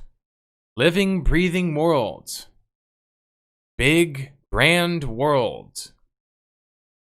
Story. Group content. PvP. That's what I want in my MMO. And you're like, you didn't really make any statements that are controversial. You didn't really like plant your flag anywhere and say, this is what my game's about. You just mentioned a bunch of generalistic ass things and you're like, do you guys want this, gamers? Am I right? And everyone's like, yeah. Hopefully not, but that's what they think. Yeah. When it's like, well, how are you actually going to do that? And that's my thing with Chronicles of Elyria. The reason why I'm so critical of it is that they have this huge grand idea with what they want to do with a death system and the whole idea of like paying for your life and whatever else. Like, I think that's very intriguing. And yet I've seen like no concrete details on it. Like actually see it in the game working and being used. This is a core feature of your game that you can't even show off yet because your game's so unfinished. So, does that make sense? The point being is like, ideas are very hard to criticize. It's very easy to criticize a game or a movie or a finished product, right? Because you can pick it apart and look for the holes. But when something's just an idea, that's why we get tricked by advertisers. That's why we get tricked by MMO companies and publishers. That's why they trick us with all these progression servers and the 17 billion reboots of the same game with the same business models. Like in the case of Bless. The reason why they trick us with this stuff is because of the word of mouth. It's because of the psychological aspects of the ideas. And what I mean by that is that when you hear massive multiplayer, ears are like, massive multiplayer, it means something to you, right? Massive multiplayer.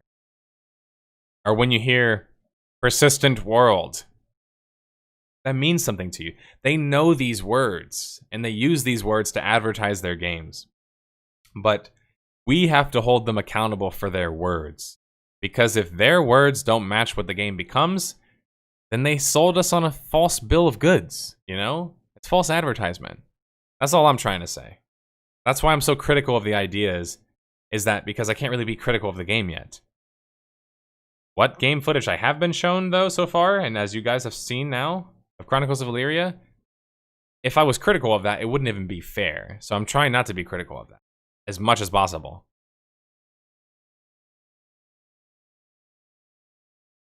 This looks like shit both graphically and from an aesthetic point of view, and that's my argument. I'm not just saying that the textures aren't loaded in so it's ugly. I'm saying it genuinely looks ugly. Like, art beside. That Oath game looked way more pretty and attractive. I want to play that game. I don't want to play this game.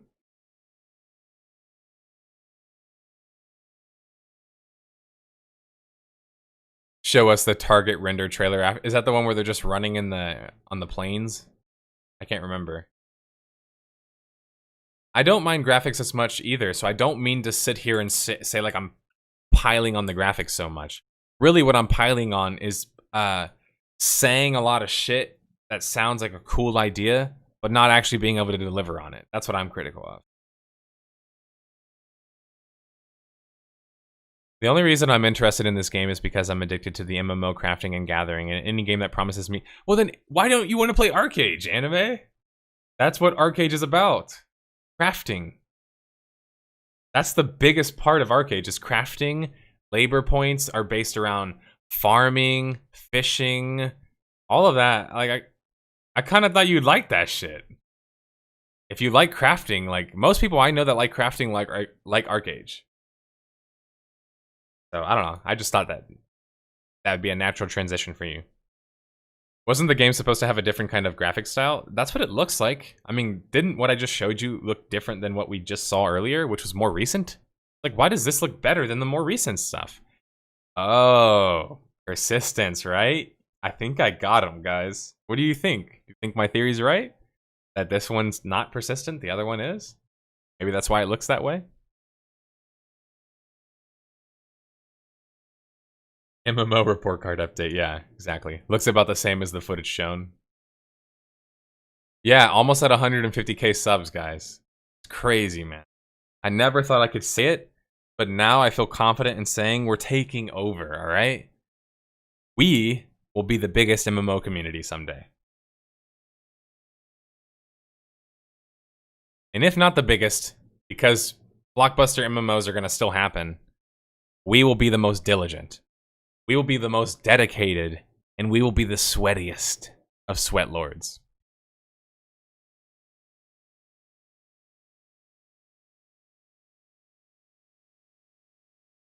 You don't think it's the same game? 4-player co-op. You meant in Halo. I thought you meant in Chronicles. I thought that was like a backhanded like insult of like how less of an MMO it was. So you were like, yeah, 4-player co-op in Chronicles of Elyria. I was like, ouch. You don't want me in competitive environments. I get salty as fuck. I don't, man. Like, I'm one of those players who, like, I've been competing most of my whole life since I was a child. I've been doing martial arts, if you guys can't tell from the shirt. Joke shirt. But I've been doing it since I was, like, 4. And I stopped doing it in high school because I played high school sports. But as soon as I got out of high school and I started going to college again, I picked right back up. I love martial arts, and I love expressing myself in that way physically. So competition for me online is so, like, not confrontational. Does that make sense? Because I'm used to conflict, like being punched. I'm used to someone trying to choke me or something, like someone trying to hit me. That's not as, like, aggressive as somebody being, like, teabagging me. That's funny to me. You know, like, when someone gets me like that, it's like, all right, dude, I hope you know what you asked for. I'm one of those players where, like, I want people to trash talk me because it gets me invested. And MMOs as well. Like, I want enemies. I want a rival guild. I want that shit. I want that because it makes the game more engaging. You need to be more invested into your characters to care more about the game you're playing because it becomes more than just a game, right? And actually, let's pull out that soapbox again because I have another topic. I want to get away from the idea of making MMOs like games. And what I mean by that is, hear me out. So game aspects are things like mini games, right? Where you press this fast enough so you can get, like, or like when you're playing Rust and you gather in, like, the little circles so you get the bonuses, or Fortnite, you know, whatever game that comes to mind when you think of something like that. Those are mini games, right? Those aren't meant to be deep or, like, have any, like, nuance to them. They're pretty simplistic mini games that are just kind of fun to do. I think MMOs, funny enough, should get away from that basic kind of style of game, of these mini games, like a bunch of collection of mini games, and actually start to create, like, fleshed out systems. And now what I mean by that is that if you guys have ever played Final Fantasy 14, or sorry, Final Fantasy in general, multiple Final Fantasy games have other games attached to them, but they're not joke games. It's not like just like a tiny little mini game like an MMO might feature. They're like legit other parts of the game.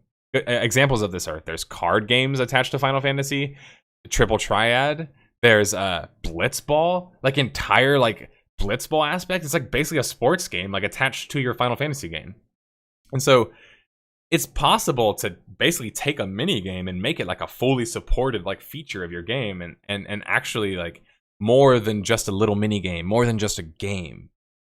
I think MMOs have to be more than just a game because that's just the surface level, right? Coming up with an NPC that you can right click on who gives you a quest, that's just the beginning, guys. Designing an AI that responds to your voice messages, that's the future. That's what I look at. Designing an AI that moves dynamically and has a day and night cycle and a job cycle, that's not out of the question. That exists. That's possible. That's what I see as being the future for MMOs. So what I mean is getting away from like the game aspects, the NPCs standing there, the only 2 factions. You can't attack your own faction. Like, these things that are too safe and too unrealistic and too gamey. Battlegrounds of like the typical nature of like you just automatically load in. Like, can't we just do like a battleground in another context? Like maybe an area that gets locked off but actually exists in the world? It could still be instanced? I'm just trying to say that getting further away from like gamifying aspects and making them more like world building aspects, like an RPG would be, like a writer would create, like Lord of the Rings would be. You know what I'm saying? Like making it more like a virtual world, I think, is the future for MMOs, because it's going to evolve the gameplay as well. That's the thing, is just like playing a shooter in a game format makes sense because you can't just go shoot up everybody. That's like, it's total nonsense, and like that is not a real thing, right? Like, you shouldn't want to go out and shoot a bunch of people. Video games don't make you want to just go kill a bunch of people, right? But why do video games have so much game elements when it comes to shooting? Because is it fun to like clean out your gun and reload and do like for some people it is. Maybe the military sim enthusiasts, but for everybody? No. So the game aspect of the shooting is essentially unlimited ammo, bigger guns, different kind of guns that you couldn't shoot or use in real life. The game aspects are the wacky aspects, the arcade aspects. If an MMO doesn't want to be arcadey, which not many of them seem to want to be arcadey, then why are you still trying to be so like a game? Does that make sense? Why not try to be more like a world and develop mechanics based on that aspect? So, say for example, if I have a world that's based on exploration, then my gameplay would be based around exploration. So, I mean, it's just kind of, when you design a game, you think, what does this game mean? What's the primary way of experiencing this game? If it's PvP, then I need to create a economy, a scarcity, a market, a need for conflicts, tribalism, right? Point being is like, these aren't game systems that I'm talking about. The game system is just one part of it. You need the other underlying systems to support that system. So in the same way that Auto Assault dev said, having features isn't good enough, he's right. Like, just having a group feature, isn't enough. You need to design your game around grouping. Does that make sense? So is designing something conceptually around something just a game anymore? It's art after that point. Just a game is something that you can just, that's fun, you're done with it, right? It becomes art when it becomes like immersive, right? When it makes you think, when it makes you feel like you're connected to your character, and all of that stuff comes more from the game, or at least an MMO, trying to be more like a real world than just being a game. Now, I have to also offer the caveat that it can't be too real world-y, because then it loses a lot of the fun. And what I mean by that is that, let's say the technology is capable of creating a perfect replica of the real world right now, and that's a video game that my fedora I'm playing right now when I put on my head, right? Let's say that that's the case. I don't want another real world like this, right? I don't want to have to go sweat my ass off in my office because it's hot as hell where I'm from, right? I don't want to have to have a headache and not sleep enough because I worked. You know what I'm saying? Like, I don't want that part of the MMO.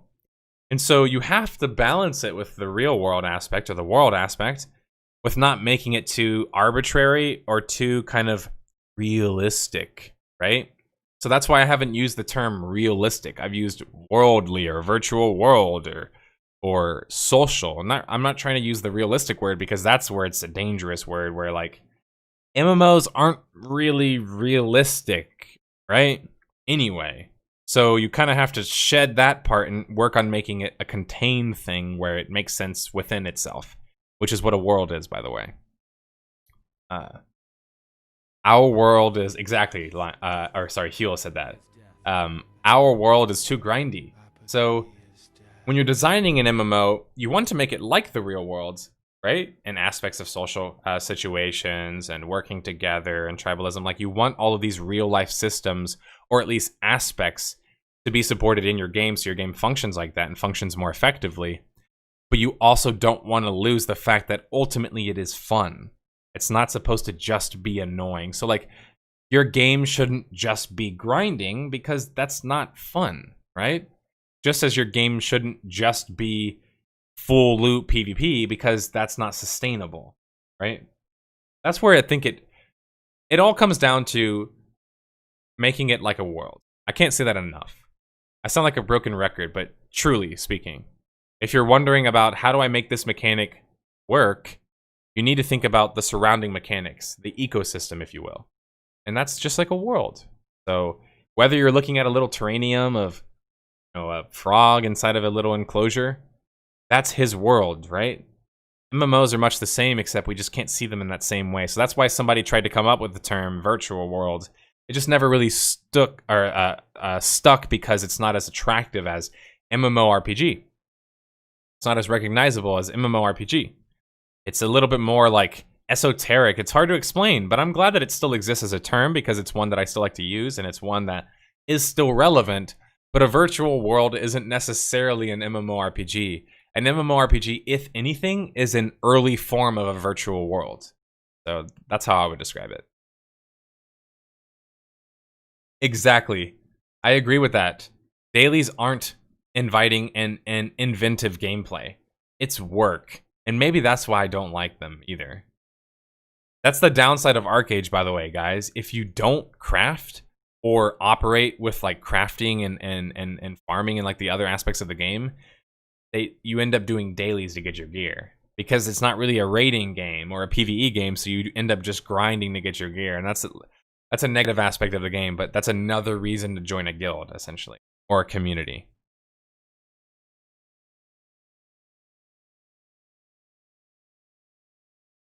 Whatever people say about Star Citizen, that game is at least somewhat playable. I agree. I ate Starluck. That's a good point.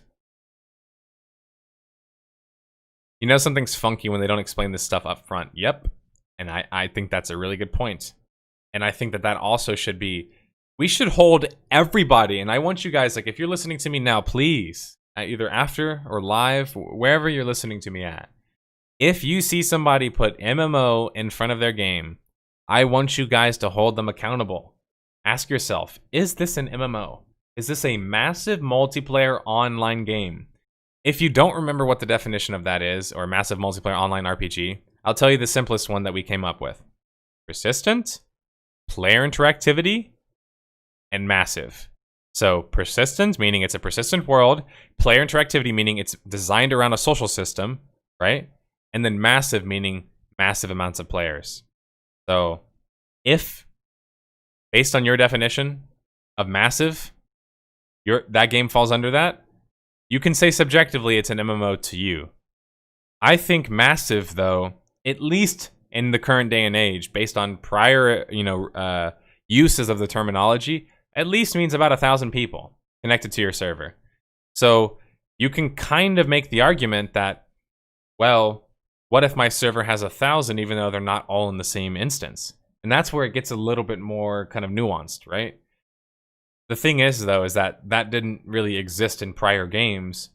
They just saw it as, if you're all connected to the same server, that's massive, right?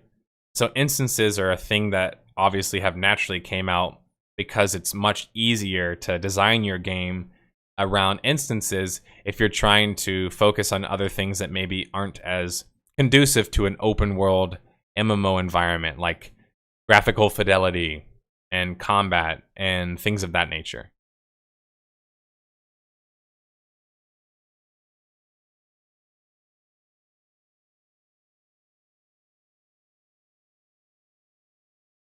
This looks like assets from a kid's game. I'm still reading what you guys were saying earlier. That's funny, man. Photorealism is a very big threshold to surpass. Only a low percentage of your market can actually play your game. Yeah, that's a good point. They did show combat. Or no, not really. I mean, in this video they did, but not in the other video we saw. The Unity MMO looks better, to be honest. It does.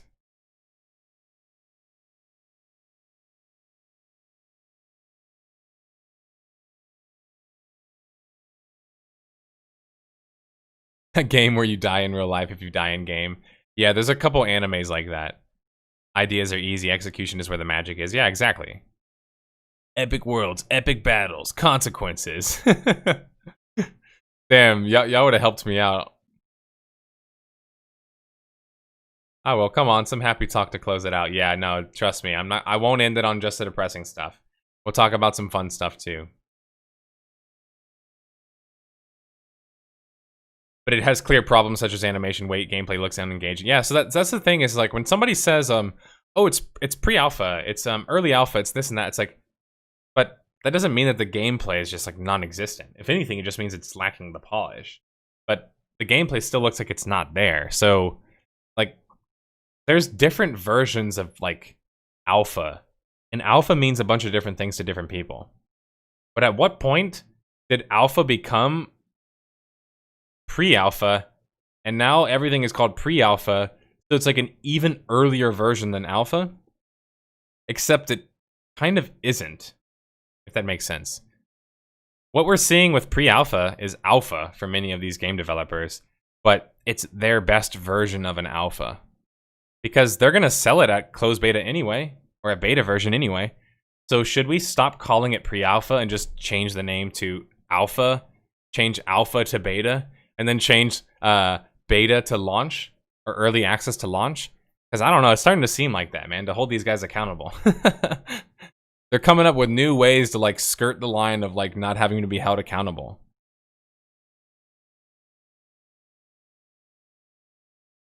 They speak of characteristics, but not of how they will achieve immersion. Exactly, and that's my problem is like, you don't hear concrete ideas from people. It's the same thing that I complain about all the time with analysis. Is you don't hear concrete ideas with analysis, and that should have you worried. Why aren't there examples? Like when you say, oh, this MMO, if it did more social activities, it'd be better. What does that mean? Like, what do you mean social activities? Like, what do you mean? What's an example of that to you? Because like sometimes you'll catch people just using a lot of like general ass terminology, but they never actually like explain what do you actually mean by that. Like, exactly. Characteristics.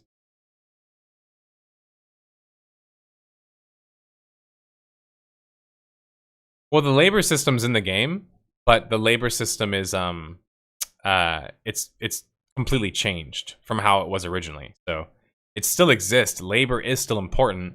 Working together in a guild and crafting together and using labor points properly is still very important. And honestly, that's the part that I wish that WoW had.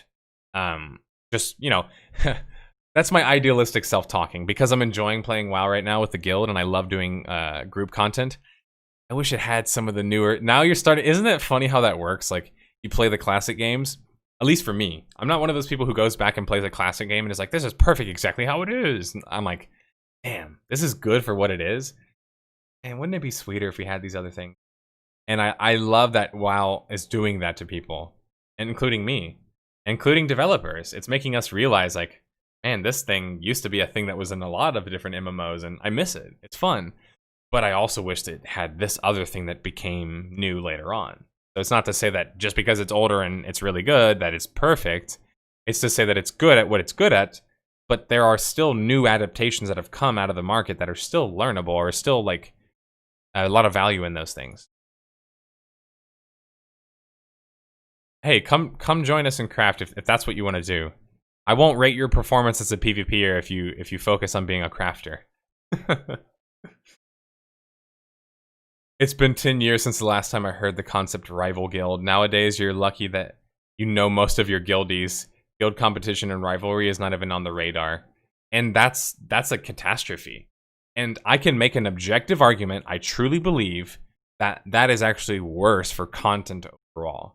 And my argument for that, as I've made ad nauseum, and Raph Koster makes this argument all the time, so please go to Raph Koster's website and read his blog if you haven't already. It's amazing. There's so much good shit.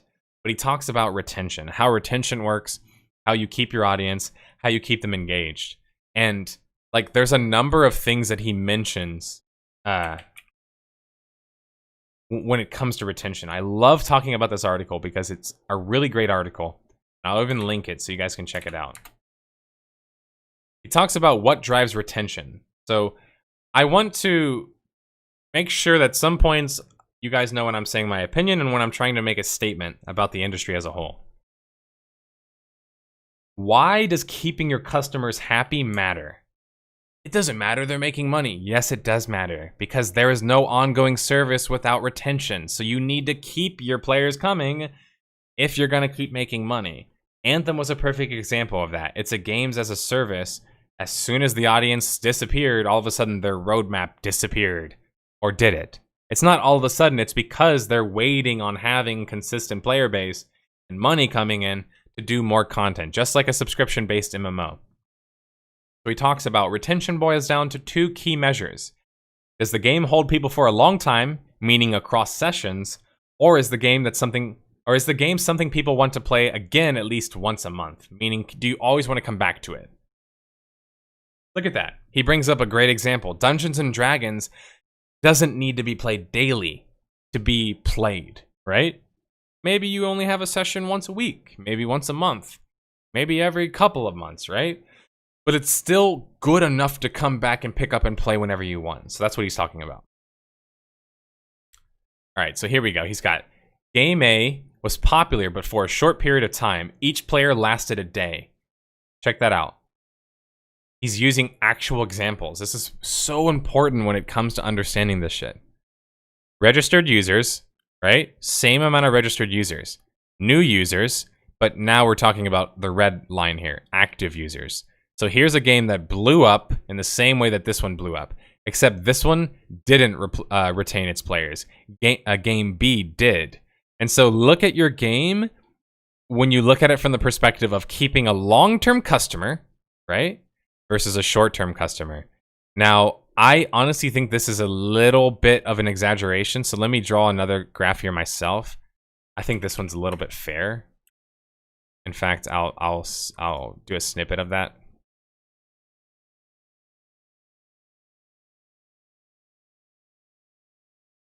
All right, so I think it's more realistic if you're going for the launch approach. Many MMOs will take this approach, where if I'll do another color. Green is the MMO's population. They'll come here and their numbers will just go boom, straight out the gate, sold copies, right? And then immediately after, you see a downturn. Boom, hard. And then depending on how good the game is, or how much longevity it has, it'll stabilize. Most of the time, it doesn't. And in the case of other games, and you'll see this a lot, I'll bring up numbers to show you what I'm talking about.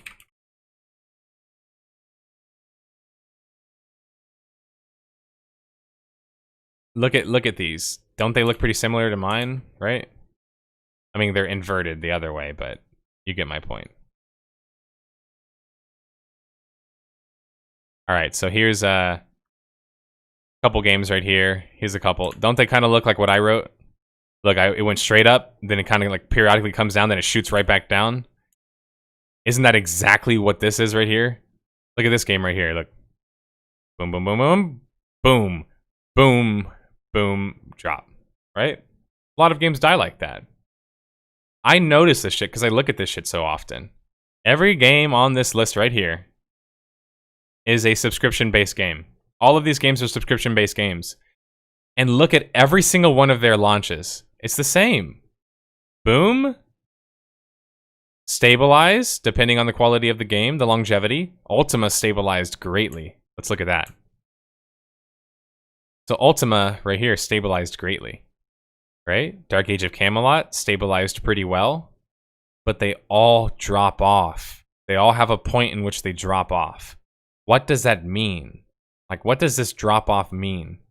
What it means is something in the market has happened, which has shifted the market in a way.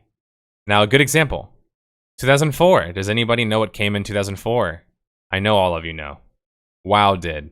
That's why all of these numbers shifted right here. But it's more than just that, because more games came out after that period. It's not like they just stopped coming out after WoW, right? More games came out, right? Here's some other games. And yet, look at how their numbers look exactly as I described. Look at this. Old game, old longevity-based game, right? Lineage. Look at its numbers all the way into 2009. Millions of people playing the game. consistent compared to Ion. Flash in the pan. Boom, already numbers dropping down catastrophically. And it goes down even more than that if I can show you the other graph.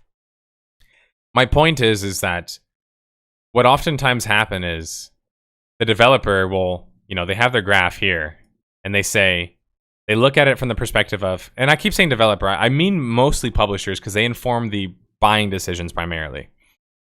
They think, damn, our game looks really good. Here's our sales. We've sold this amount of copies. But they don't think about from the perspective of, okay, you sold this amount of copies. But what if this amount of players quit? Well, then all of a sudden, while you've made all of that money for your launch, which is expensive anyway, if your pop can't continue, if it's not consistent, your game's gonna die like all of these other games. Look at their numbers. It's happening to all of them. Or it's happened to all of them. Boom, boom, boom, boom. They had these big drops. Why is that? It's because the subscription-based model is one that should be based on long-term player retention, but instead, because design got shifted so much, everything became short-term. And that's why once these games are digested in the short term, they get left behind so easily. And I just think that that's a really important part that he brings up in this.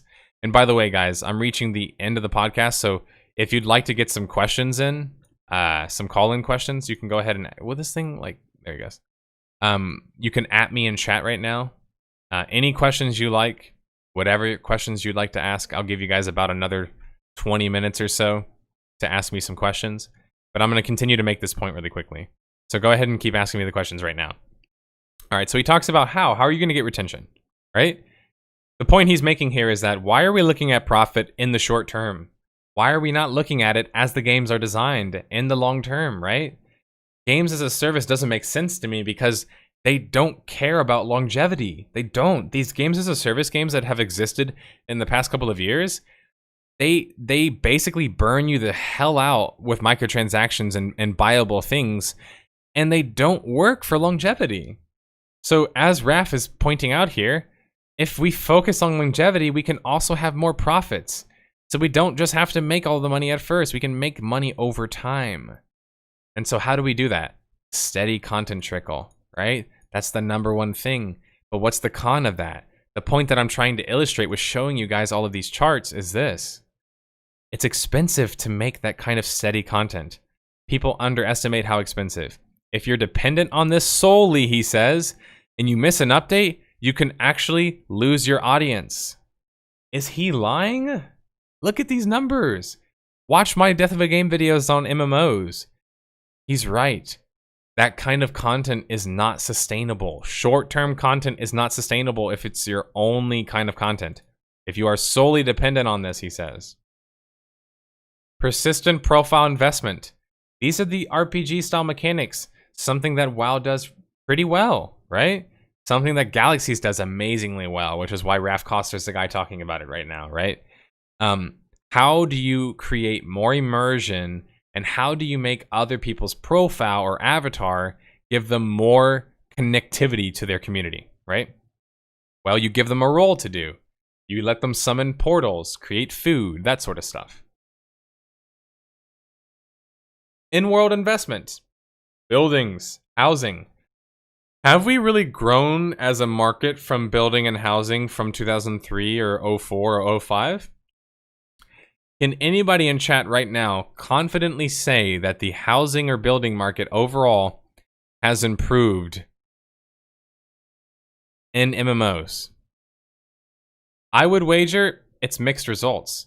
Building, yes. Housing, no. I think housing has gotten worse. It's gotten more instance. It's gotten less like inventive, less customizable. But building has certainly gotten better, with games like Hytale about to come out and going to essentially qualify as an MMO. That's definitely true of those games, and those games are going to make this exact point especially astute. Social connections such as teams and guilds. Social groups are the primary glue in games in general. Even single-player games have huge social characteristics to them, widely shared experiences, and common ground. Social ties introduce a host of extremely powerful things like mutual obligation, economic exchange, group identity, and so on. He did a talk on this, by the way, which we will definitely also talk about. This shit's like a gold mine, man. His content is how I inform a lot of my shit. Is I look at guys that came before me, who studied it before me, who I think know it better than anybody else. Looser connections and community can often work better than a tight-knit community. That makes sense. He talks about you lose social connections bring drama, but he's just saying, although this is an important part, everything has a pro and a con.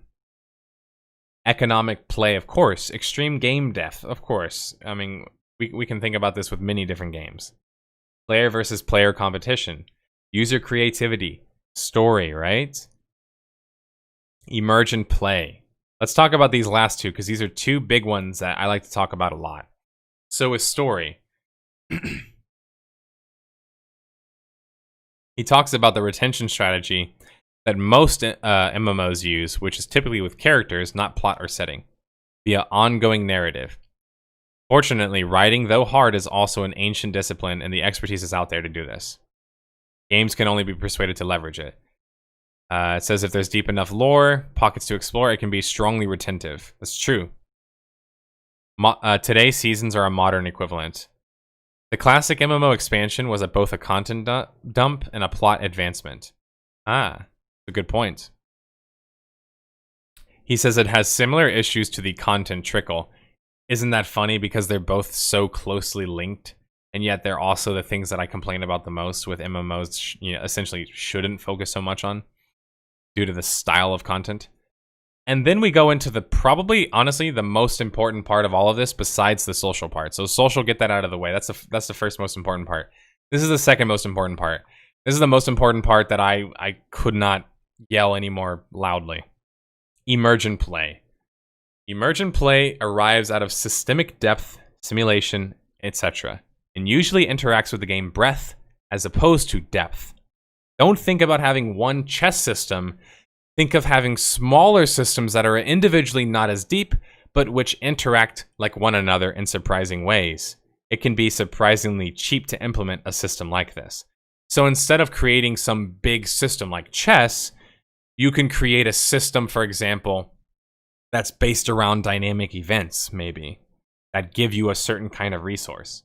The con, as he outlines, is they can be brutally hard to balance, and some designers have a knack for it, and only some designers, have a knack for it. I think that what he means is that you have to have a macro perspective to be able to design a game around emergent play, because emergent play is a macro perspective. You have to be able to look down at social scenarios and think, how would this play out in my game, right? That's how you can create emergent gameplay.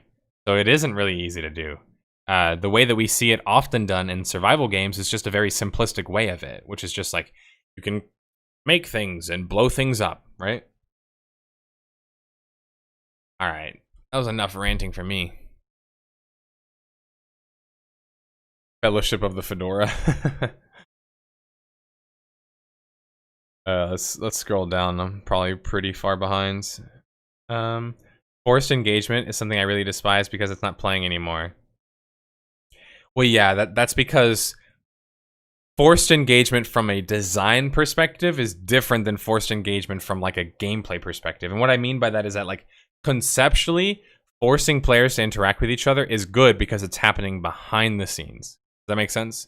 So if I create a boss that's too difficult for 5 players to kill, behind the scenes, I'm forcing players to group. You see what I'm saying? Versus making a boss that's 5 players to kill, and you can register for him. That's different, right? Because you're signing up with the explicit nature of, like, beating that boss. That's a little bit different than, like, you just find however many players you want to beat a higher level boss because you need to. Even though it's both group content.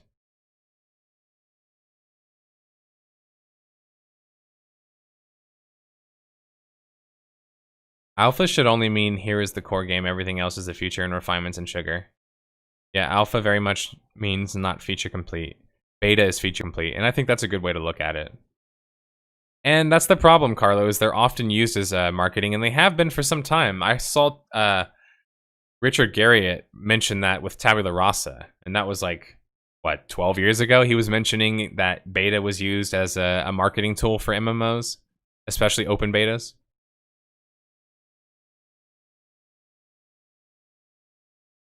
As for being accountable, it's simple. You charge for it, you are accountable. It's a good point.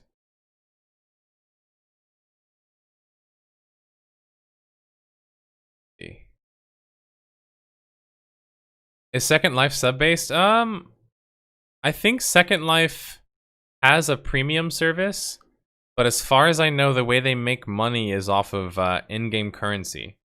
So, you know what? I actually will make the argument that Secret World, you could call a virtual world. And so maybe it shouldn't necessarily be mentioned in the same line as the other massive multiplayer online games, because it actually does have like an economy that can be affected by real life dollars, or at least has some level of real life dollar value. So yeah, that definitely complicates things a lot in terms of its model, because I think you can buy currency, right, in the game with real life money, and that's kind of like an incentive to spend money into the game versus like just paying a flat fee or buying the game for a buy to play price or something like that. Yeah, exactly, Card. That's another good example. Eve was a steady grower, just like Ultima, for a good amount of time. Do you think Crowfall can sustain itself with its buy-to-play model, or do you anticipate it ending up like ESO with all existing microtransactions? I see what you're saying. You mean for the model itself?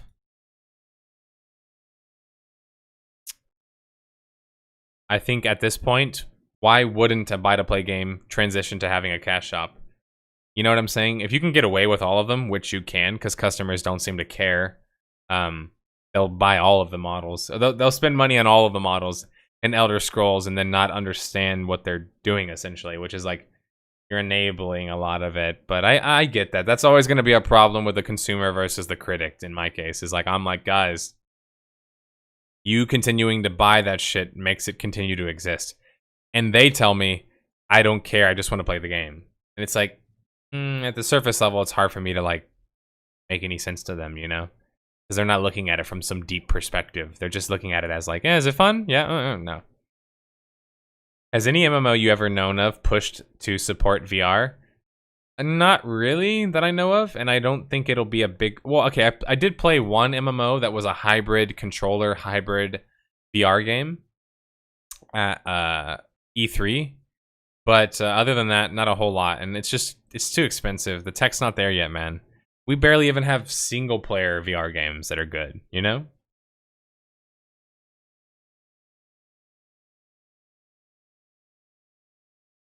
MMO housing equal you are alone in an instance. Yeah, primarily speaking. That's what it became, at least.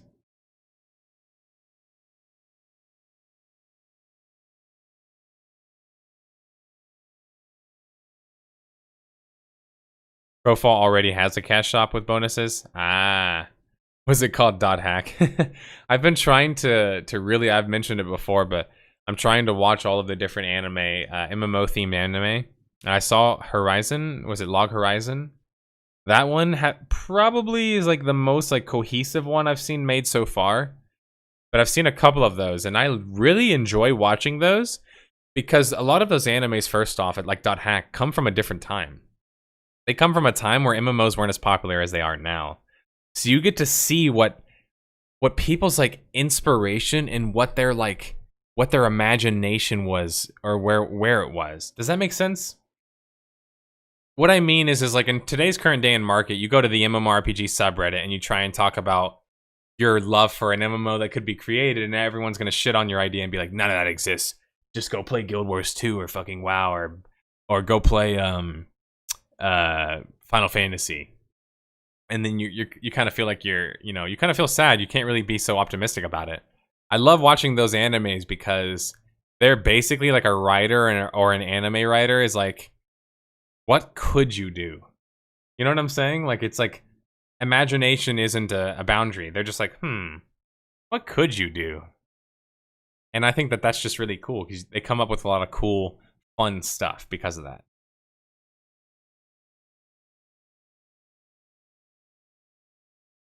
I remember not understanding a thing about that show when I was a kid.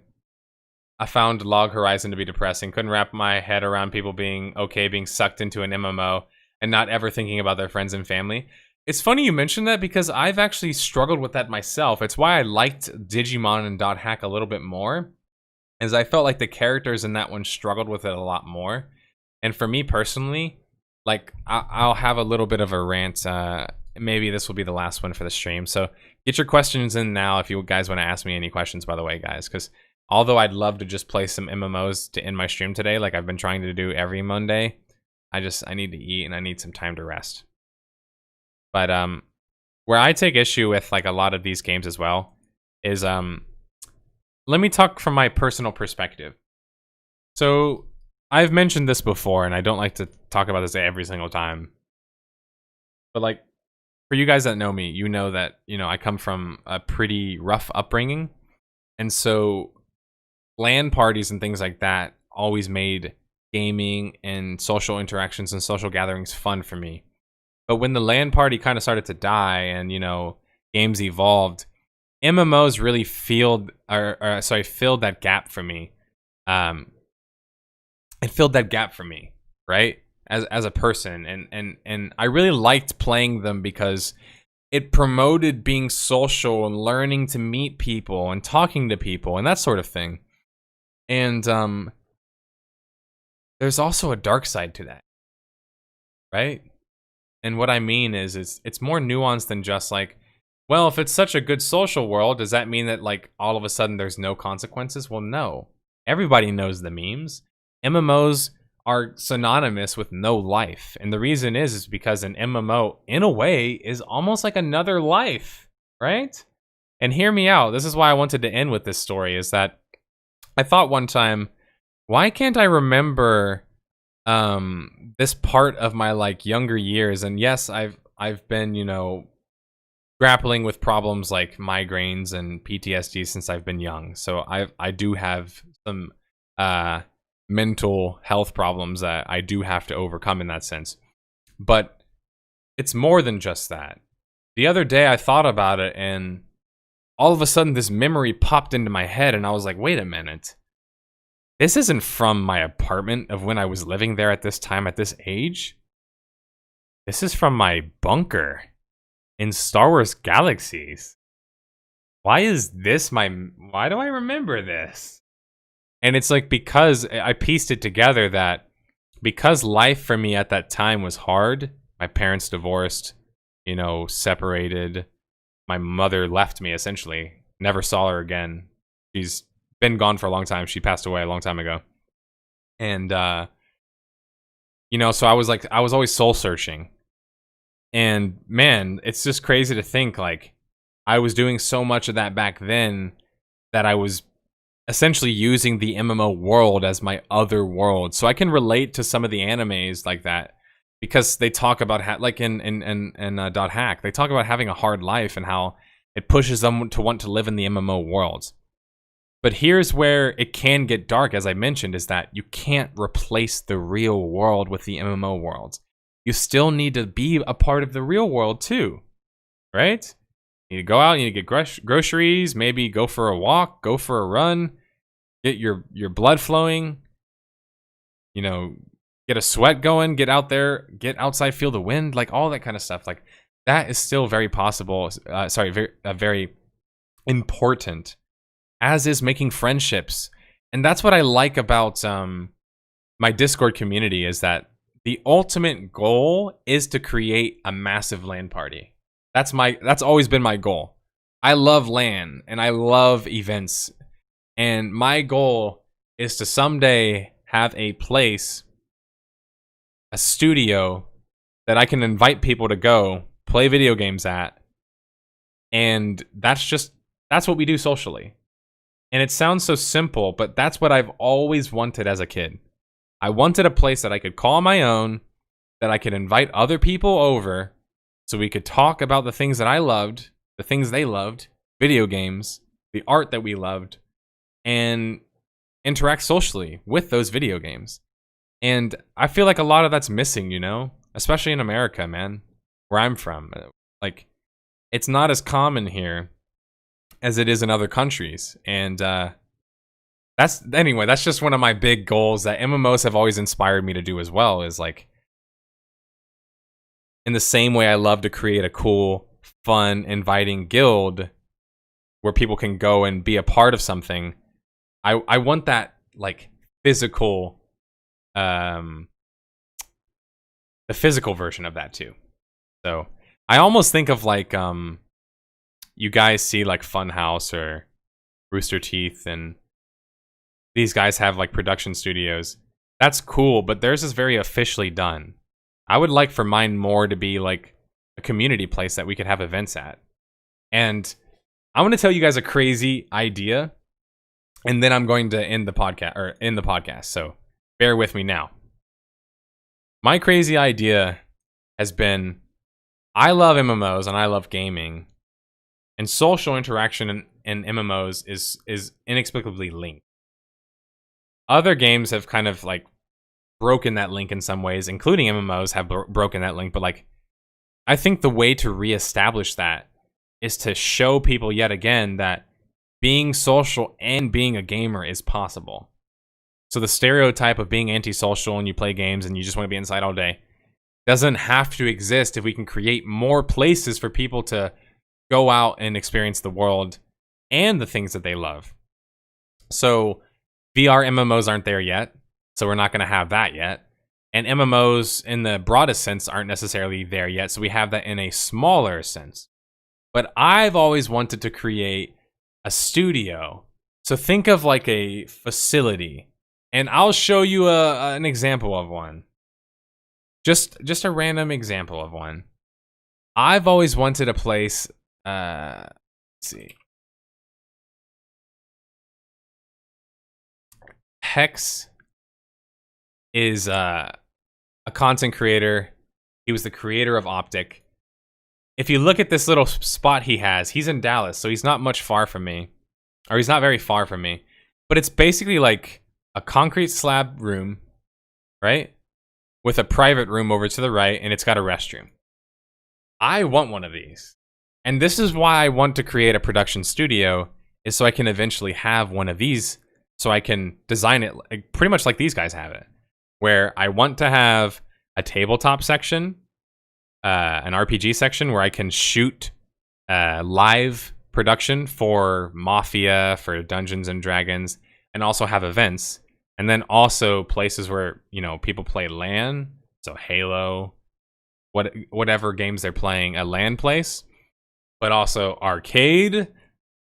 And then, of course, there has to be food or snacks, I should say, because not actual food if there's going to be an arcade. That's always been my dream, all right? So, like, what I've always wanted to create is a room like this with a bunch of computers, create a PC bang, or sorry, let me pronounce it proficiently, because I learned the correct pronunciation. It's PC bang is the pronunciation. She.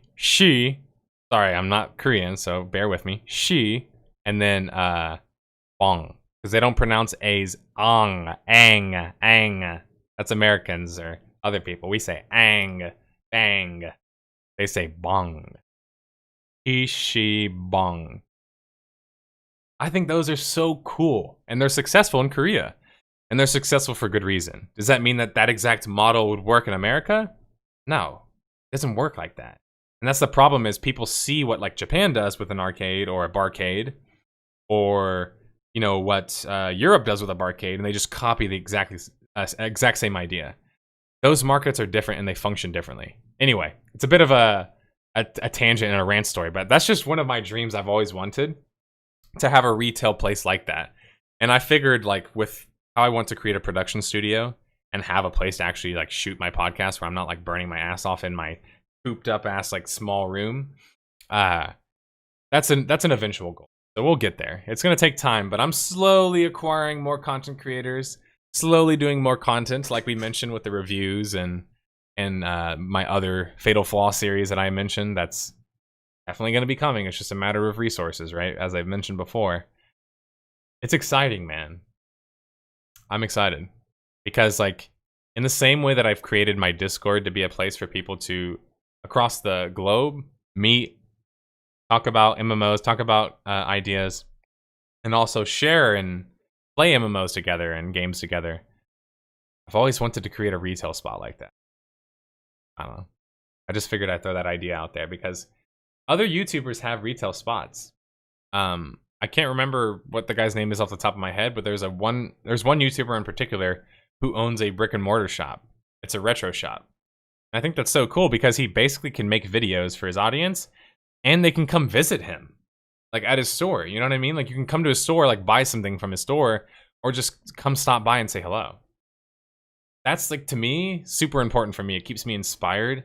I like meeting people, and I also like meeting people who are, like, got that energy about them, you know?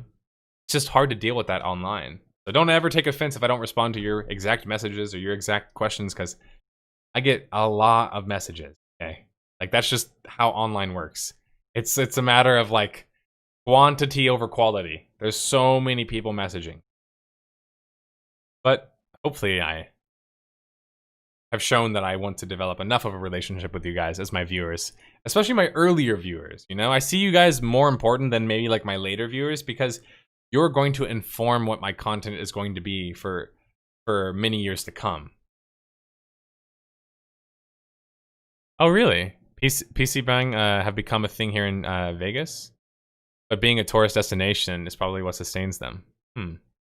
Okay, well, actually. Alondres, you're gonna laugh, dude. You're gonna laugh. And also, Card made a good point. We want to have, at this place, what's going to be very unique about this place that we want to create. And this is an idea that I want to create with, like, my cousin. Like, I've talked about this with other people. Trust me, I'm not just, like, fucking around. Like, I'm being serious. This is, like, a serious idea. I say it jokingly and, like, because it's so early. But it's a serious idea. In Austin here, in Texas, recently, hemp and CBD became legal. Now, I'm not going to explain to you the basic science of what those do. I've mentioned that I use CBD hemp myself for medical reasons with my migraines, and also it relieves stress. But because that happened, it also means now it's pretty hard for the law in Texas to enforce weed. Because if somebody's just smoking a, you know, CBD joint, which is not a psychoactive, meaning you're not going to get high off of it, right? You have to test that on the spot. Why this is relevant is CBD, weed, and gamers are, like, very much tied together. Now, where it gets interesting, and the idea that I had, is that the place that I would create would be a CBD-friendly place. Obviously, weed's not legal here in Austin, so it couldn't be a weed legal place. It would be a CBD legal place. Because I've always thought to myself, like, I hate the kind of shit that gamers support culturally. We support gamer fuel and sugar out the ass, like whatever other drink and products, and it's just like, that shit's horrible for you. CBD actually has, like, real uses for gaming, right? Calms you down, makes you more relaxed, also can help with migraines and headaches. And it's an actual, like, performance enhancer, with the only side effects essentially being dry mouth. Now, imagine if you could combine all that shit in Austin, which is a place for that, with gaming. I don't know. I feel like that could be a big thing. It's not really done yet. Barcades are done, right? People have a barcade, for example, right? Where you play video games or, like, watch esports and then you, like, drink booze. But no offense to those who like to drink, I'm not really as interested in alcohol. I don't think that's as interesting to me. So I'd be more interested in, like, a chill place that people could smoke CBD, play games, versus maybe get drunk or go to a barcade, and that's cool. And I'm not going to say that I won't watch sporting events at this place that I would create, but I'm It'd be bring your own beer. How about that? BYOB. I only know of one gaming cafe in Prague, but there are some gaming bars all across the country.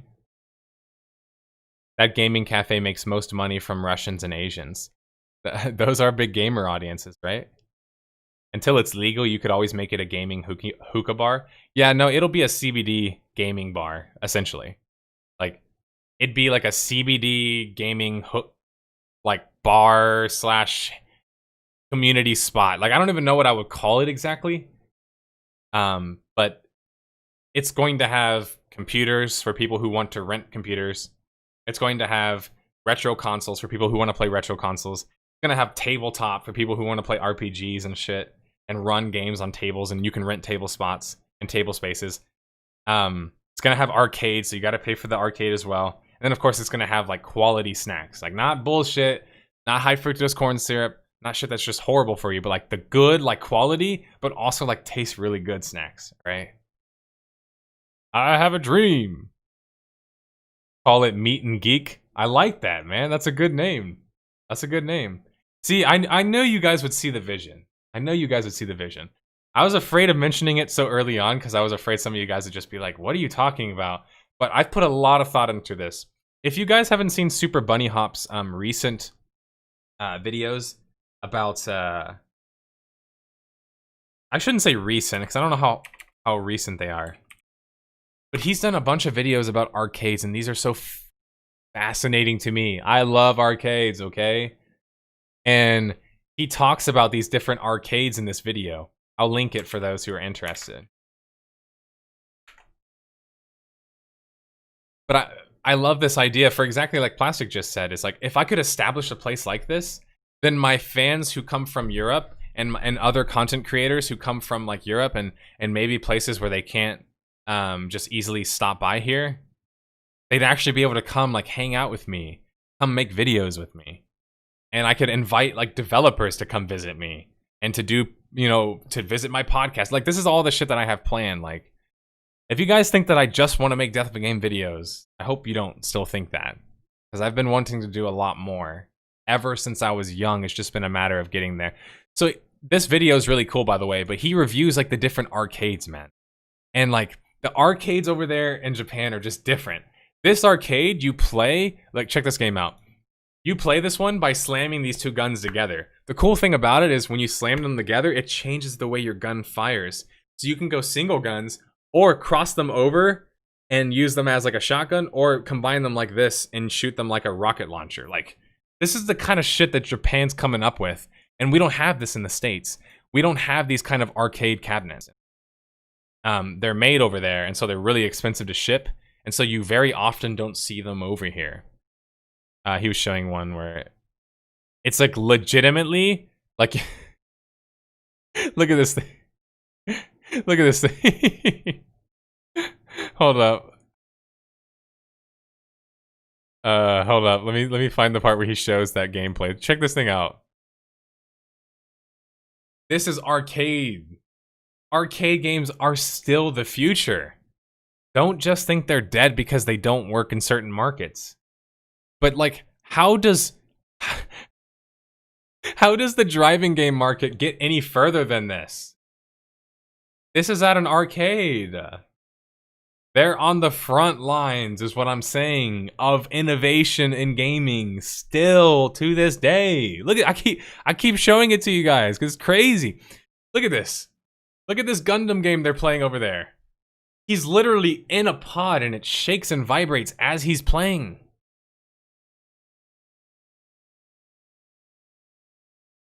All I'm saying is like, this is the kind of shit that I would want to have at my arcade, and this shit is lacking in America. You cannot find this kind of shit in America.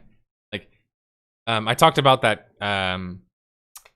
arcade UFO place, and they had Japanese games. They had some Japanese rhythm games. In fact, they had a couple of the ones mentioned here, but they did not have these games I just mentioned there. Now imagine if you could get those games over here stateside. It is expensive.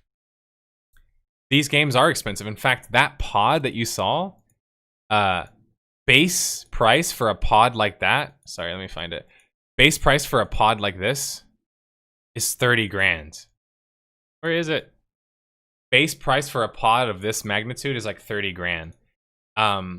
If you want a Star Wars arcade cabinet, it's like 30 to 50 grand. So like really good arcade cabinets are expensive. So you're not going to have a lot of them at an arcade. Like when you go to this arcade UFO, you only see like 2 rhythm machines there. These ones. This game here, Juby. You only see 2 of these there. Probably because these cost a lot of money. It isn't that much in the large scheme of things, Carlo. I'm glad you're thinking that way. You thinking of coming on the investor board? They have this game too at Arcade UFO.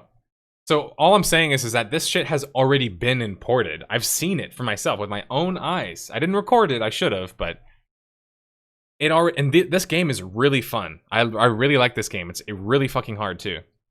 And so all I'm saying is like more games like this. You could make a good brick and mortar shop hangout experience, arcade, Ishibang, fucking whatever you want to call it, lounge. It could be a thing and it could work, but it relies on having a good community. And why that matters is Dave and Buster's can't do it at a large scale. Probably not, right? Like it's hard to keep community at a corporate level. So when Dave and Buster's does an arcade, like, do you guys want to go see a fucking Dave and Buster's arcade? Like, I get depressed even thinking about it.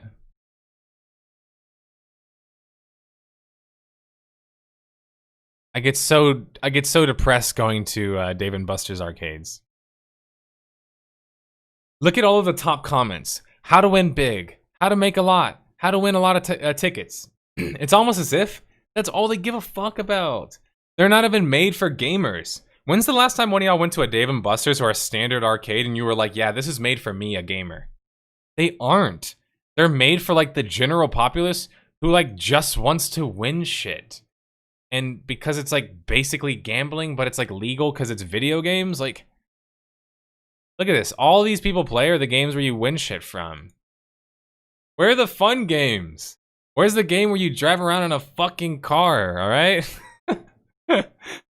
Show me the game where you're in a fucking car, okay? And this, like, I need to find a good video where they just show like the montage of a bunch of different games. Our arcade tour, here we go. Here's an arcade tour.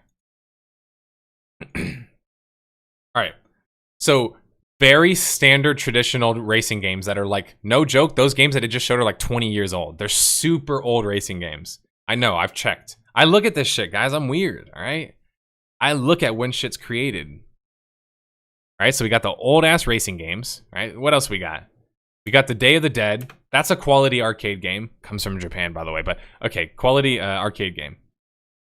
We've got some more skee-ball kind of games. Skee-ball has existed for, I think, over 100 years. Can someone check me on that? I think skee-ball has existed for over 100 years, so just letting you know the kind of games we play over here. So some touchscreen games, which are those even arcade at that point? Like barely, I guess. Basketball, okay, the sports games, those have been around. I won't really have those at mine, maybe one machine, but I'd rather just go play sports. That machine is kind of cool. Okay. These racing game ones, which by the way, are basically the same games except with different skins, different looks, and different kind of like graphics. But what I mean by the same games is they handle the same way, they have the same exact setups, and there's nothing inventive about them, right? And so this is kind of what I'm saying is skee-ball was invented in 1908. 100 years. Yeah, this is what I'm saying is like, these are the kind of games you get all over the place at Dave & Buster's. Games like that. Gambling games. Look, another gambling game. Another gambling game. Slot machine games. I'm not trying to say Japan doesn't have pachinko, guys. They do, but they keep it separate from their also other arcade games, right? America's like, these are the same thing. Games, gambling, it's the same. That's how America treats it, and that's why I cannot stand so many of our arcades. I'm not trying to say they're all bad. I know tons of local arcades are good, but that's why. Because an arcade isn't supposed to be good at a grand scale because it's like a guild. You know what I mean? Like you're forming this like guild community social environment. Why would it be big at like some big massive scale? Here's what I mean. Like when plastic, when your grandparents make like some good ass fucking like bread or pastry, right? You think to yourself, man, I wish everybody could eat this. But is that possible? No. In fact, even if you wanted everyone to eat it, you wouldn't be able to sell it the same way that they make it. Does that make sense? Unless they're willing to pay that much more money, right? And what I mean by that is that let's say my grandma and grandpa make a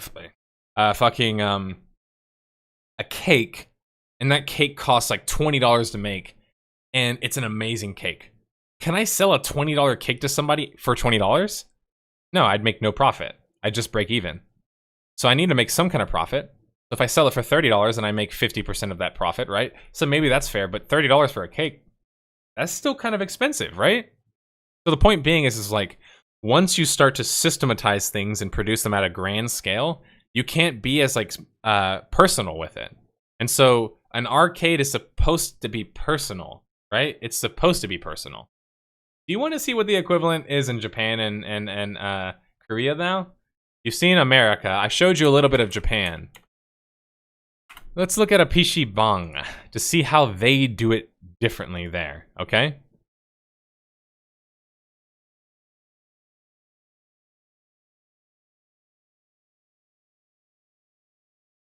So at PC Bangs, you can literally order food from a cash shop on your computer. Let me say that again. You can literally open a cash shop and order your food that is then brought to you to then eat while you're playing games. Think about that. They've literally combined the cash shop with real life. Like, you can get drinks and alcohol. You can get drunk while you're playing MMOs. While you're at the PC Bang. Look at this thing. This shit's real, man. This ain't fake. I'm not making this shit up. Look at this. Those are really good, by the way. Those Shin Ramen and those other ones, the brown looking ones, are super good. I did Taekwondo for like 7 years, and my professor, or Master Cho as we called him, he was Korean and grew his own vegetables, and he introduced me a lot to Korean culture and stuff. It was cool. Martial arts, honestly, if you guys didn't notice, are Asian. So, largely speaking, martial arts are Asian. So maybe that's why I like video games, martial arts, anime. I like Asian culture. Sounds like bringing your laptop to a Starbucks or a pub. I don't think it's that way at all. Because you, first off, don't have anywhere dedicated that you can play with a professional setup, right? Meaning these setups that you're seeing here are better than most of your computers that are watching right now. Why? Because they have to be on the cutting edge of technology in order to stay relevant, right? So you can't go to Starbucks and eat this kind of food and play these kind of computers, bro. You just can't, man. Even with your own laptop. Your laptop can't compete with this shit. That's what I'm saying is that desktop computers are just inherently more powerful. So while you can go to a coffee shop and work on something, you're not going to go to a coffee shop in the same way and play WoW. Or you know what I'm saying? Like play WoW with like 5 other friends with you. And now obviously cultural reasons make that a little bit different as well. But my point being is that they do things differently over there. They handle things differently. The community does things differently. I didn't know Conan did a video about this. What the hell? Watch this shit. Let's see how a American reacts to Korea. You've probably spent time at a PC Bang. These are 24-hour video game cafes where diehards play for hours on end. This gentleman is 1J. He speaks English. Already they incorrectly described it. I hate when mass media covers video games. I hate it. Listen to what he says. Cafes where diehards play for hours on end. He says where diehards play for hours on end.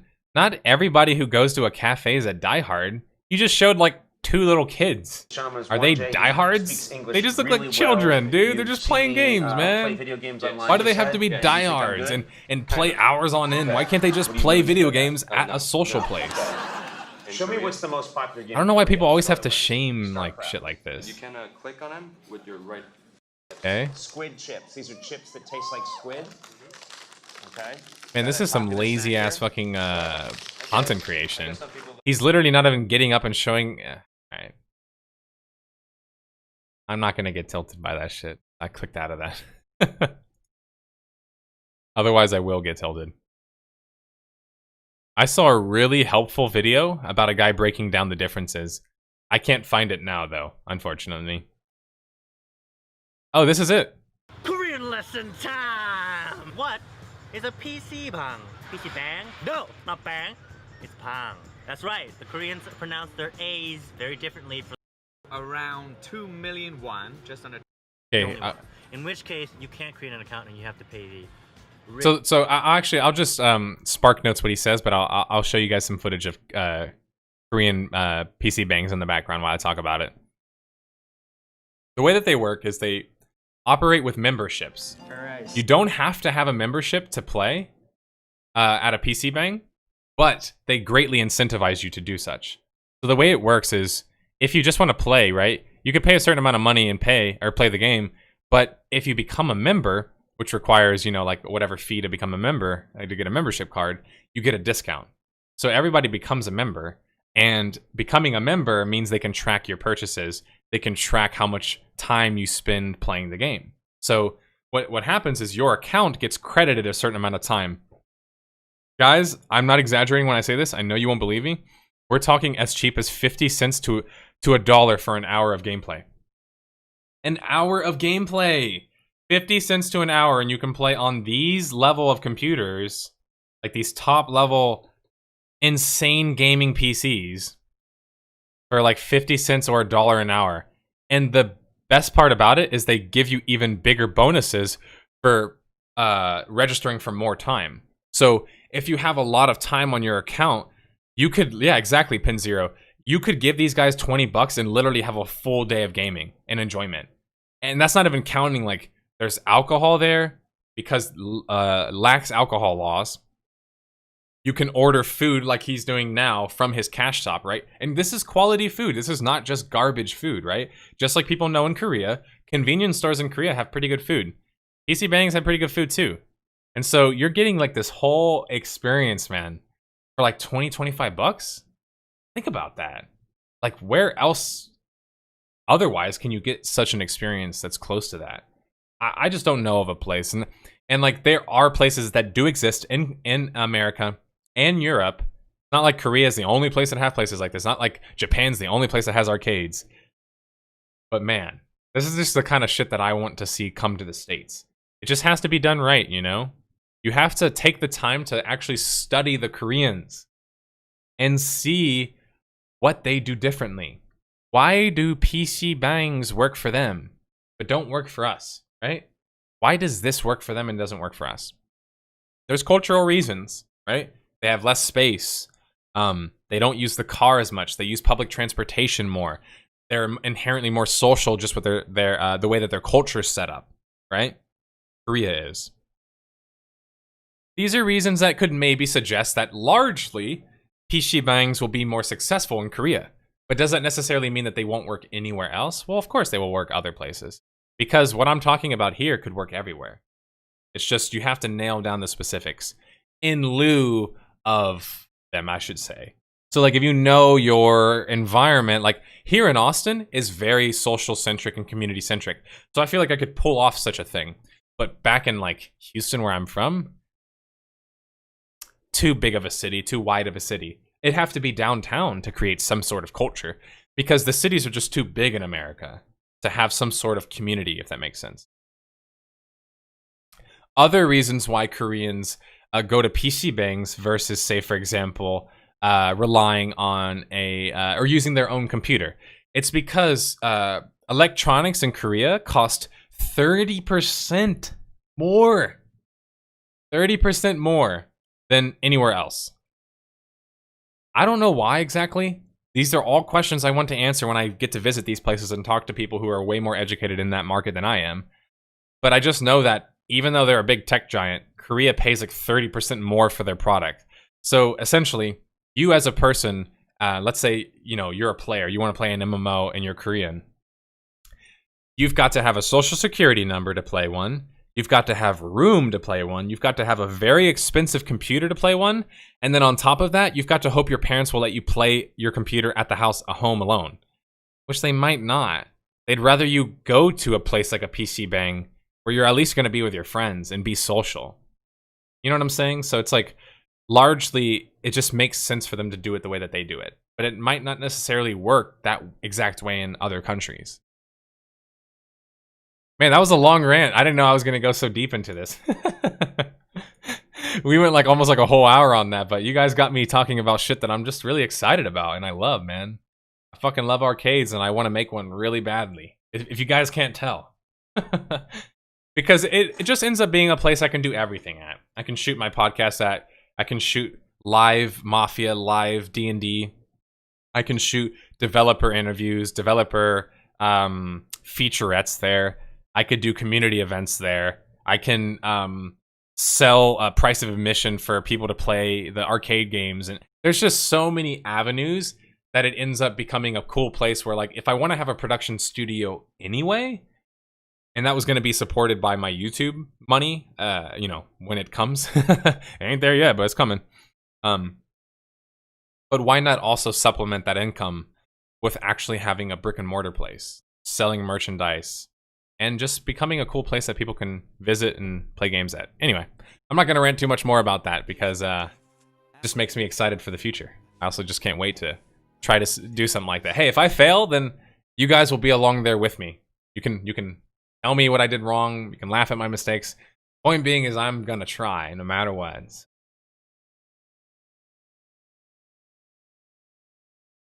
You are forgiven once more for overrunning.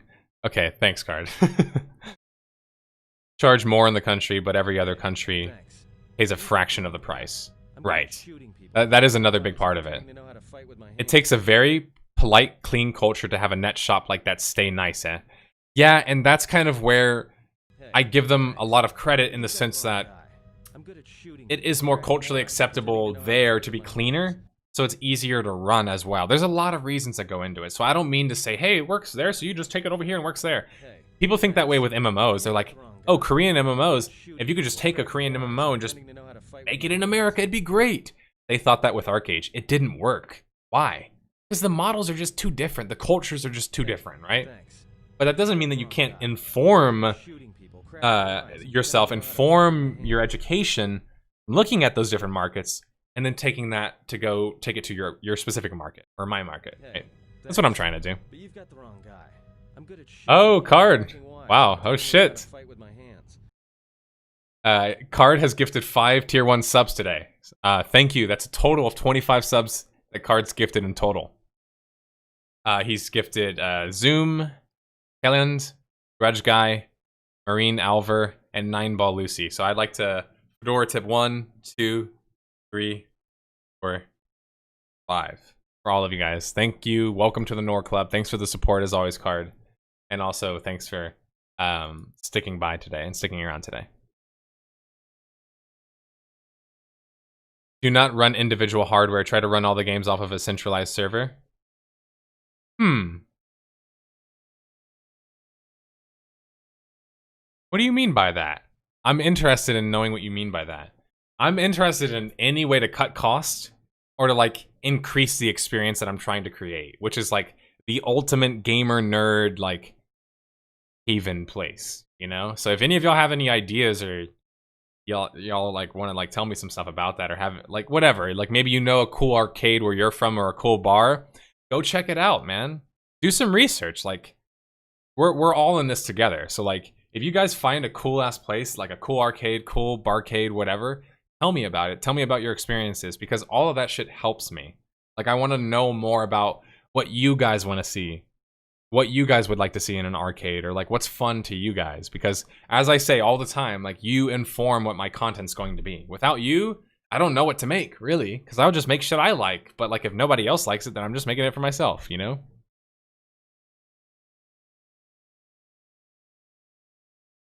I was a marketing manager for a gaming lounge in Austin to shut down only after 6 months. Please, yes, I'm in Austin. Please tell me everything about that. Because I know a couple that have shut down as well. And I'm trying to like take all of the experiences from the people who've worked. You know, like for example, there's barcades that exist in Japan that are made by Europeans or Americans. So I look at the ones that work and I'm trying to see like, why do they work versus the ones that haven't worked? And to think about how crazy things are getting here in Texas, guys, like Arlington, as country as that place sounds, it's got a Texas esports arena, right? Like, isn't that crazy to think about? It's got an esports arena, Arlington. Texas is becoming a lot more like technologically savvy because it's realizing like esports is a competition. Like there's money in this shit too, just like there is in football and basketball and these other things. You can email me or message me on Discord. Emailing me would be probably the best way if you want to send me like a long message. So it's my email's xforcegamer@gmail.com, forcegamer@gmail.com, or you can just message me on Discord. Those are usually the best places to contact me. But yeah, I'd love to talk to you, man. And also, if you're looking to you know, maybe give me some advice or even for a possibility of work in the future, dude, like I'm not kidding. Like I'm open to everybody giving me advice and their thoughts because like I want to figure it out myself. You know, when I want to figure out something, that's when it becomes very exciting for me because I feel like I'm working in conjunction with my community. For example, when I do my Death of a Games and I announce to you guys what the Death of a Game is, I love that part because I get so much good feedback from you guys. Like you guys tell me things that I don't even know about games that I know a lot about. And so like I'm constantly being informed by you guys. Yes, there's bad comments. Yes, there's the idiots and all that stuff happens and we have to control for that. But ultimately, like you guys inform a lot of shit for me. Like I get developers contacting me from my YouTube channel. You know what I mean? Like that's just so crazy. I had an Auto Assault dev like email me from my Auto Assault post on my channel. Like it's just, sorry. Sometimes I'm still like enamored by how crazy the world is. How like insane the internet is. How that happens, man.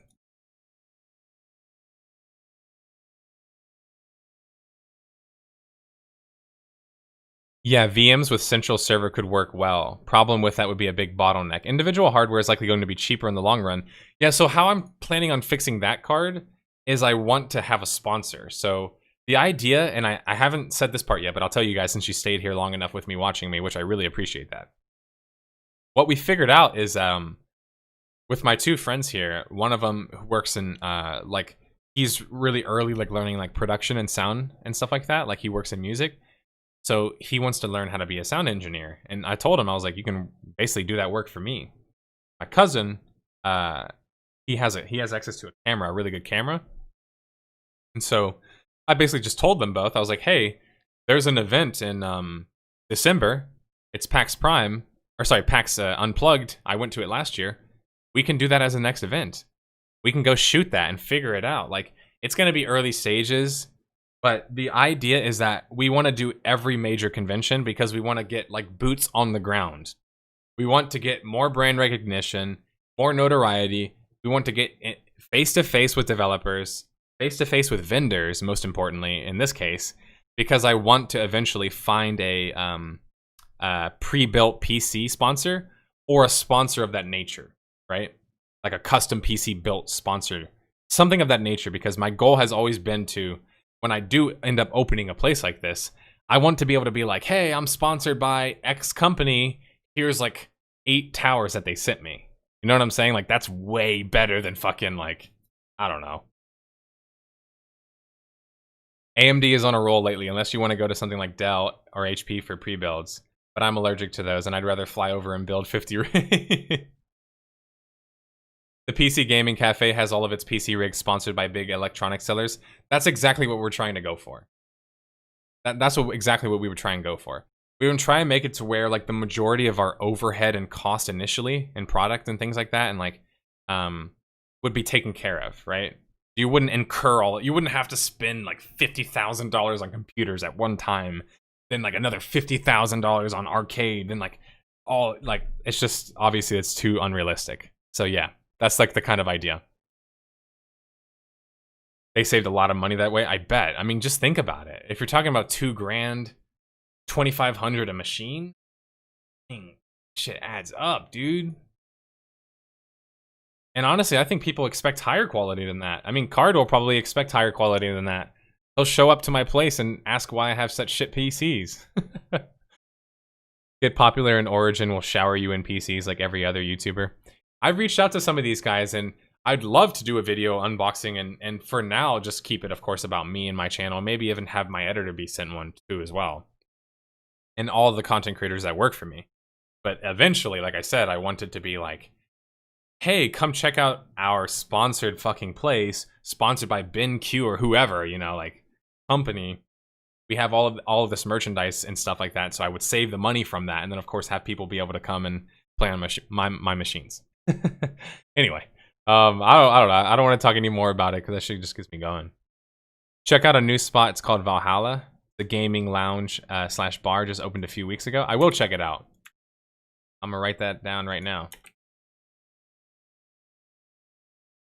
Yeah, I'm trying to learn from everybody, man. The difference between these places is let's just get the elephant out of the room, right? I have a YouTube audience. I'm trying to create a production studio, meaning like I don't need like a brick and mortar place to be successful. That's just an extension of everything else I'm creating. And I think it's a good extension of that. And I think that's a key difference between, I see a lot of these people who make gaming lounges and barcades, like that's their thing. That's their only business.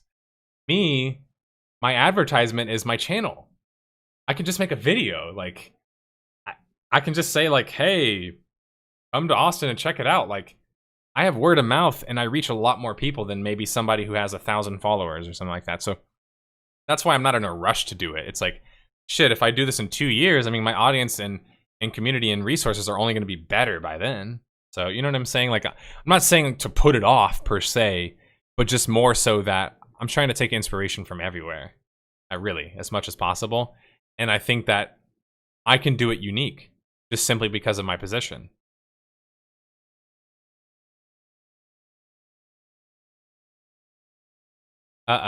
General consultant here. Make a 2-minute elevator pitch. Have some stats and a nice PowerPoint presentation. Plus points if you have a motivational video. No shit investor gathering is a lot about looks. Stats equal extra star. Yeah, like that's the thing too, is like I know my numbers enough at this point that I don't even need to bring them with me. I can just say them off the top of my head. And I feel confident enough that we can get some sponsors, which would make the realization of this thing come into fruition much quicker. Because the truth of the matter is I'd get the studio space first because I want studio space to be able to do this other kind of work I want to work on. But I want to eventually turn it into a retail space.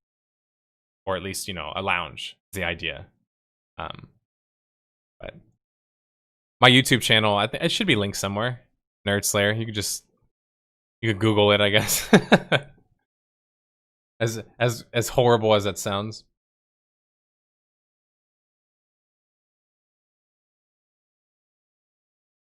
Let me look at this here. Yeah, Austin has a really good community for this kind of stuff that I'm talking about here. Like it's one of those places where it's a lot more realistic to expect that this would work in Austin versus like wherever else. So Valhalla Esports Lounge, a combination bar, restaurant, gaming hub, is moving to West 6th. Wow. So they've got a location right on West 6th, which is pretty, that's a pretty good location. Makes me think alcohol is going to be a big, like, focus of their business, which is smart for Austin because Austin's a drinking place, especially 6th. Apparently they want to open a location in Houston, but I don't know, man. I've seen places open up and close fast in Houston. I just don't know if it's the best market for such a thing. Yet. It hasn't proven to be, at least.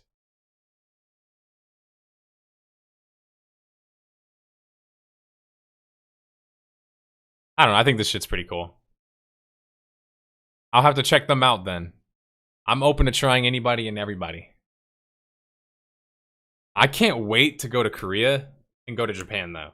That's where I'm really, like, I'm taking, like, my, like, fucking 100-page journals, and I'm just gonna like write down everything I can to learn about how they do things there. And hopefully I can meet some like experts from the field, you know, people who work over there, people who own a cafe or a arcade or something like that. If you're looking for a sponsor, I highly recommend you make a LinkedIn account and start connecting with people that are in the business you would get sponsored by. So I do have a LinkedIn account, though primarily people reach out to me for construction reasons because that's where my portfolio or whatever has been built from, is project management and construction sales and that sort of stuff. Estimation, sales cost estimation is what I worked in. I don't really use that LinkedIn because honestly, all that shit that I just described is boring to me. Like construction is like boring to me. Construction management is boring to me. But I learned a lot of very important skills that I've taken to YouTube and that I will obviously take to other projects, of course.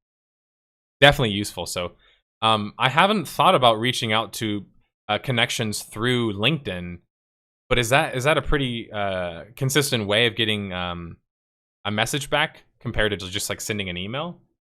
I'm just curious if anybody else has had any experience with that. Because shit, if I need to like send one of these companies a LinkedIn message, I'll do that if it's going to get me more hits than an email to their support page or whatever. But I still think the best thing to do is to, once I start going to conventions, I can actually meet with the vendors myself, be like, hey, this is my audience, here's my size, here's my numbers, here's my age group, my demographic, here's what they like, here's what I want, what's up, kind of thing, you know? The way that I want to do sponsored videos are very simply done, where it just says at the very beginning of the video, this video is sponsored by, and then the person that sponsors it, a little bit of an explanation, boom, it goes into the video. Like, I don't like it to ruin my video's flow. I feel like it ruins my immersion if I put it in the beginning or at the end, and yeah, that matters a lot to me.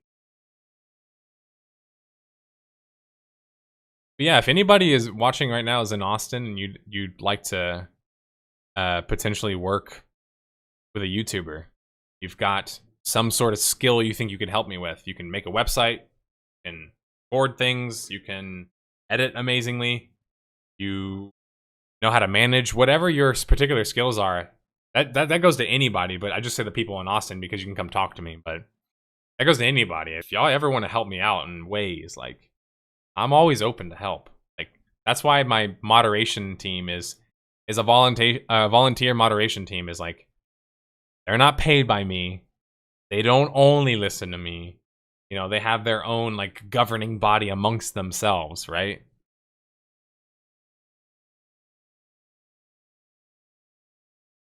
Yes, very consistent. I'm part of a startup org in Austin, and our CTO has made meetings and potential sponsorships with big brands through LinkedIn. Wow.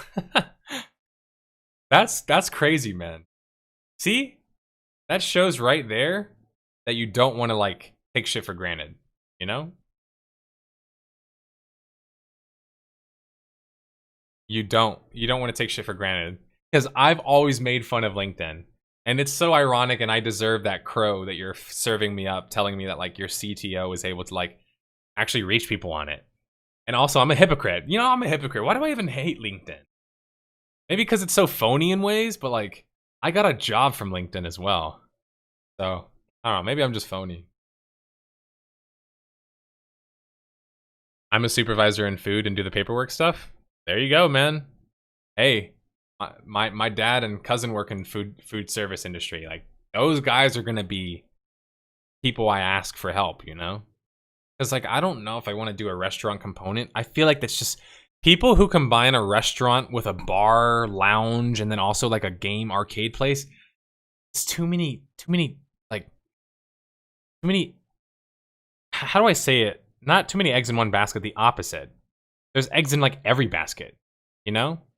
There's like 20 baskets, there's like an egg in every single basket.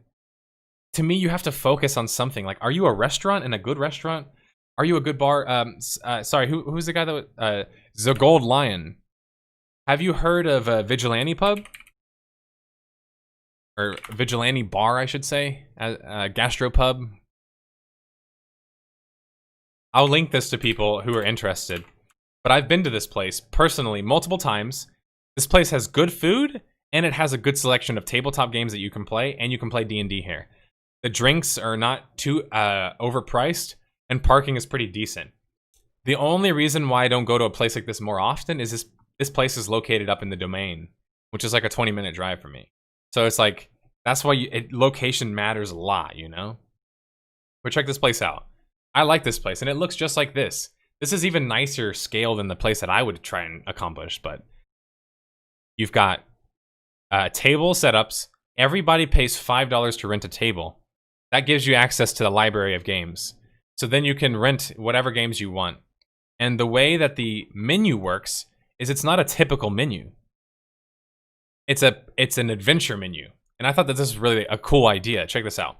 The way that they do it is you pick 3 items and they come out periodically. So almost like snacks, like appetizers. So it's cool because you're playing games and you have these little snacks coming out, and one's they're $4 each when you buy them in a little pack. So you can have like your 3 little things and you just snack on those as you're playing like the board game or talking with your friends and stuff.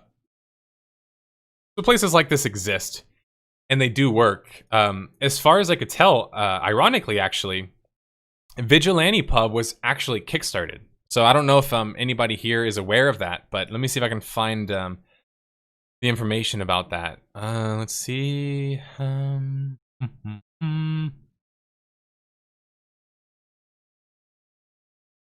You used to be able to find that information pretty easily. Maybe about.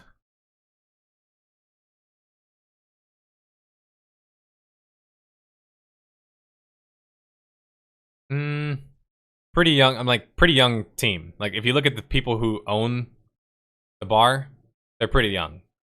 That's not what I'm looking for. I was looking for they talked about how it got started. Damn, now I'm gonna have to find that so I can show it to you guys sometime. But anyway, they were kickstarted. Let me look that up.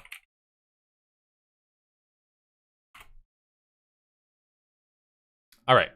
So this is basically what I would do as well. I would have a Kickstarter. Why not? It's a no-brainer if you have an already existing audience who wants to come try your shit out. So this is what Vigilante did. They were like, look, we're going to be a bar, social board gaming. Come check us out. They raised $39,000 from 268 backers.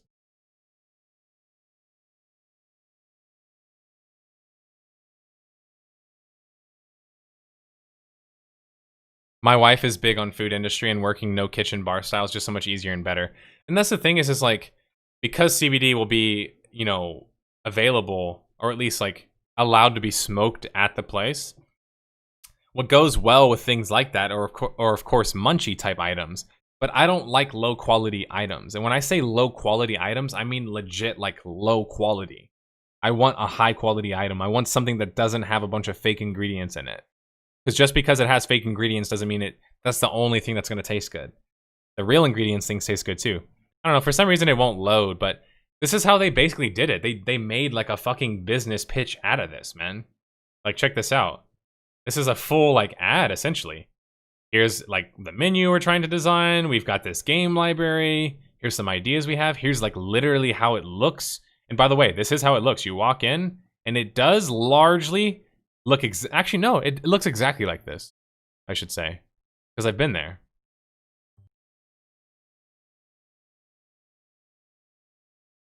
See, look at this. This is them building it. And by the way, if you remember, I've worked in construction. So this view right here, I've seen this exact view probably, no joke, 3,000 plus times. I've estimated thousands of construction projects. Estimated the cost for them. Now, mind you, within a certain spec, not the entirety of all of the costs, because that's not how it works. Everyone covers their aspect. But like, this is I know exactly what I'm looking at here. In fact, I will teach you guys a lot just from looking at this alone, right? For example, your scale is at the bottom right over here. Here's the owner, the architect, the person that you have to call whenever the plans don't make sense. The general contractor, they're the ones that hire the different contractors to do the work. So say, for example, the general contractor will say, here's the plan, but then there's like 16 different plan versions because there's one that's like electricity. There's one that's wiring. There's one that's water and trash and like all these different things. So I understand construction pretty well. And they did a pretty good job, man. So I'm trying to give them some credits here. I like their layout. They went with a pretty like spacious layout when you're inside. It feels pretty big. And also, it's here, let me turn the sound off. Yeah, Card, you don't have to stay whenever it's past 2 hours. I told you that already. Like, I don't want you to feel like you have to stay. I'm doing it because I want to. So if you feel like you're tired or you don't feel good, don't stay just because I can't end my podcast. But yeah, I think this is such a cool thing that they did to show this to the public. Basically exactly what their idea is. And I mean, like, is this that's true. That's also true. But is it, you know, who's to tell this guy that you can't do what you want to do? You can't create a restaurant of that style or type. 3 years ago, only 600 people saw this video, right?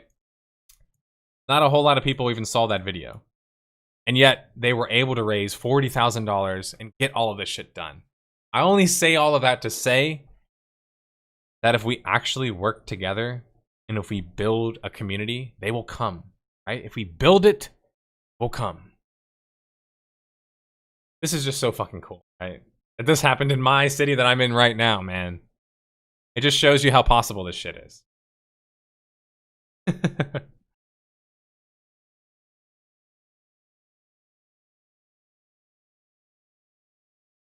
You'll be security to kick out the drunk-tards. Just need a good snack kitchen, nothing complicated, just good things to support the rest of the business. Yeah, exactly. You don't need a fully like service like kitchen, you know? Like they went full service kitchen. I think that's too risky, frankly speaking. It's also unnecessary in my opinion. There's tons of great places to eat here. What if I have a location right next to a really great place to eat? Or a weed dispensary. A CBD dispensary. You see what I'm saying? Like that's the potential in Austin. You could be next to all this great food truck food, which is social food, right? Because food truck food, you eat it outside with your friends. Then, boom, you go get a joint or a spliffy or a CBD, whatever. And then you go play games. I don't know. Austin seems like the place for that. I think somebody linked it above. You could probably scroll up, but it's xforcegamer@gmail.com. Just include a virtual hub. Oh, dude, you're giving me too many ideas, Fune. You're giving me too many ideas, man. Too many ideas. Because that's a great idea. What if I made a virtual component where people could come visit us virtually at the bar? Like, that's the fucking future of this shit. That idea needs a lot more work, by the way, so don't take that one seriously, but I'm just saying.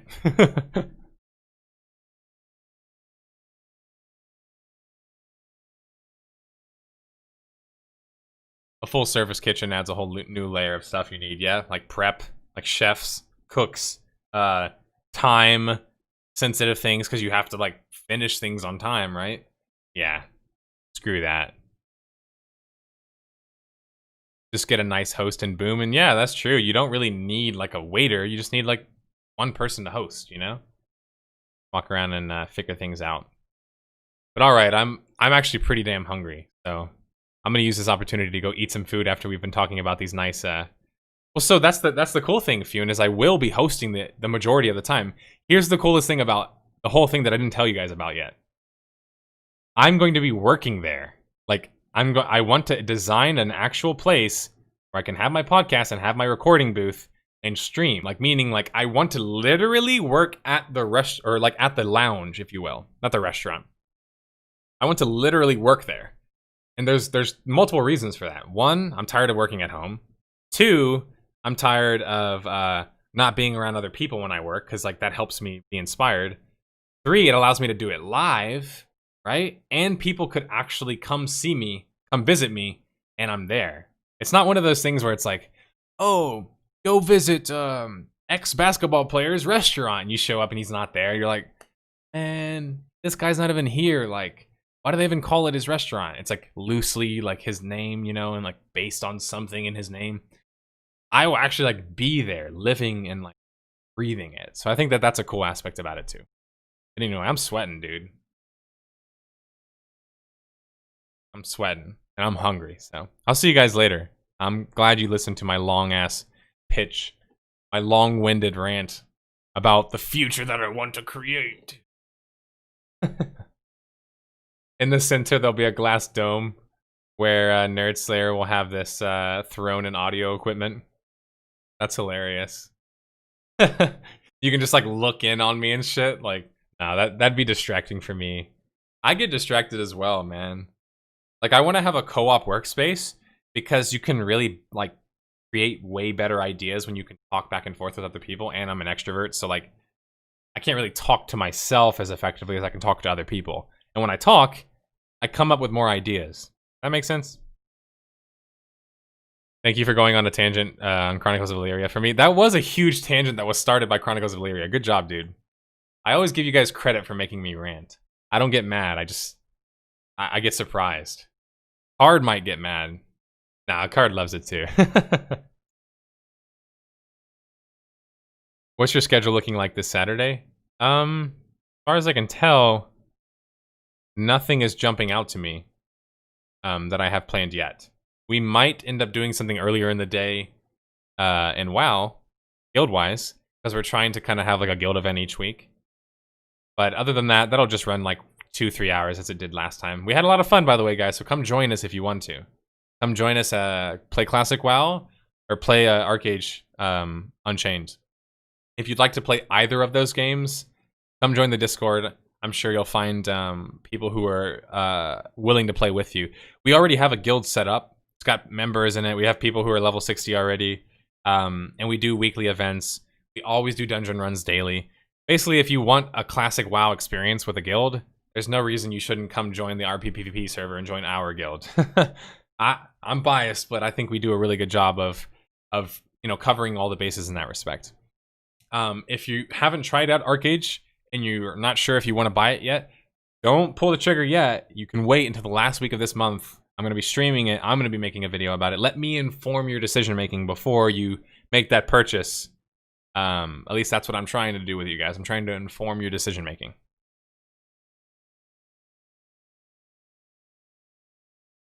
Yeah, I'm totally cool with stopping by. So just email me whatever the details are. And also to everybody else, thank you for stopping by. Thank you for watching episode 49 of the 6 Pixels Under podcast. I'm happy that you guys could join us today. Look at my hair, man. It was wet when I came out the shower. Now when I put my hat on, I've got the head hair. That's the one thing I hate about wearing a hat. I actually don't like wearing hats in general. I wear the fedora because it goes with my character. But look at this hair. This hair ain't meant for a hat, man. Hair's meant to breathe. It better not be a pyramid scheme. Well, I don't know why they want to invite me for that. That'd be a weird person to invite. You're on Globulus, but on the Alliance side, maybe I'll see you on the battlefield. Yeah, for sure. I've had a lot of fun interactions with Alliance members already. Hilarious things, even. Can I show you guys some of the footage? I keep promising that I'll leave, but I'll show you some more footage.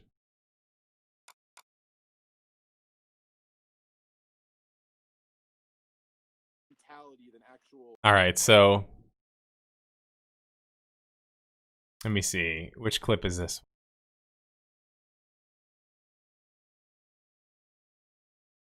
This was me doing my trial of fate. Or trial of faith. I didn't know what to do. I didn't know how to get off this thing. I'm like, and it was so funny because this is not scripted. The beauty of an MMO, right? I turn around and I just see a guy just run headfirst and jump right into it. And I was like, oh, that's what you do. And so I literally just copied him. I trusted him. And it worked. And then after, he actually slash like laughs at me or something.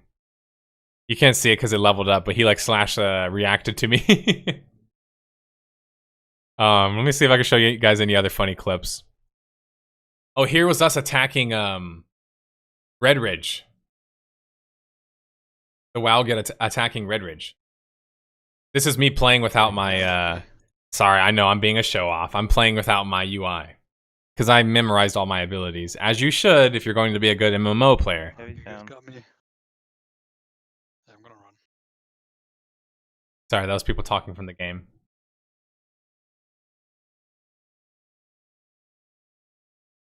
Yeah, all of this is going to be put into my review.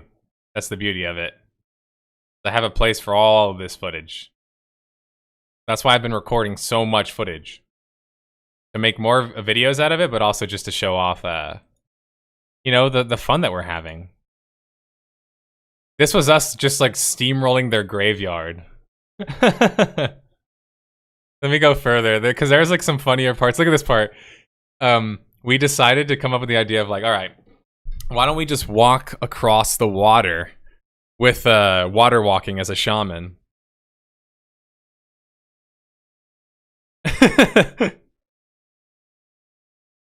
Oh man. This is like when playing in a guild just makes the game way more fun.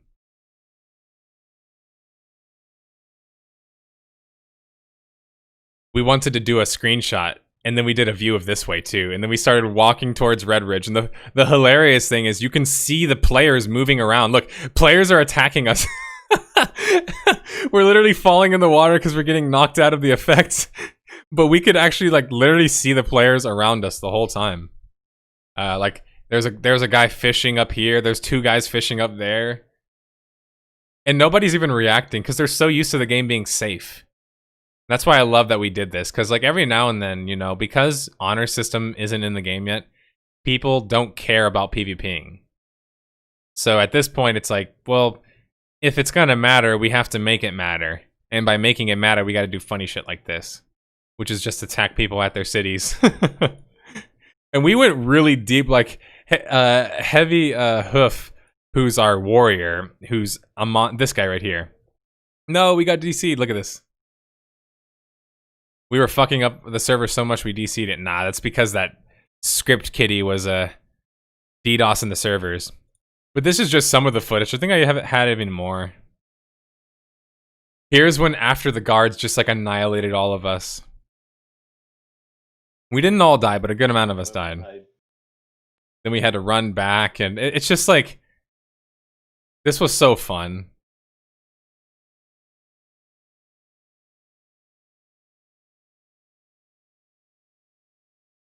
The cool thing about WoW is that, in Classic WoW I should say, is that CC still are effective even on higher levels. See how this guy's a skull to me? My concussive shot still hits him. Watch this. He's a skull, which means I could never beat this guy 1v1. And yet, I still managed to concuss him and slow him. And then everybody else, of course, like, annihilates the guy. But, like, that's what I like about Classic WoW's PvP and you know, the gameplay in general, is that even lower levels, if they CC people, it's still useful.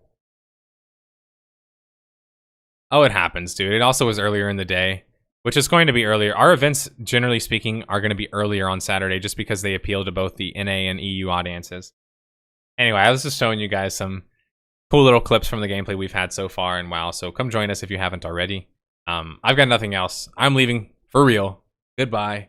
Thank you for joining me. Episode 49, 6 pixels under. nerdSlayer. I'm out.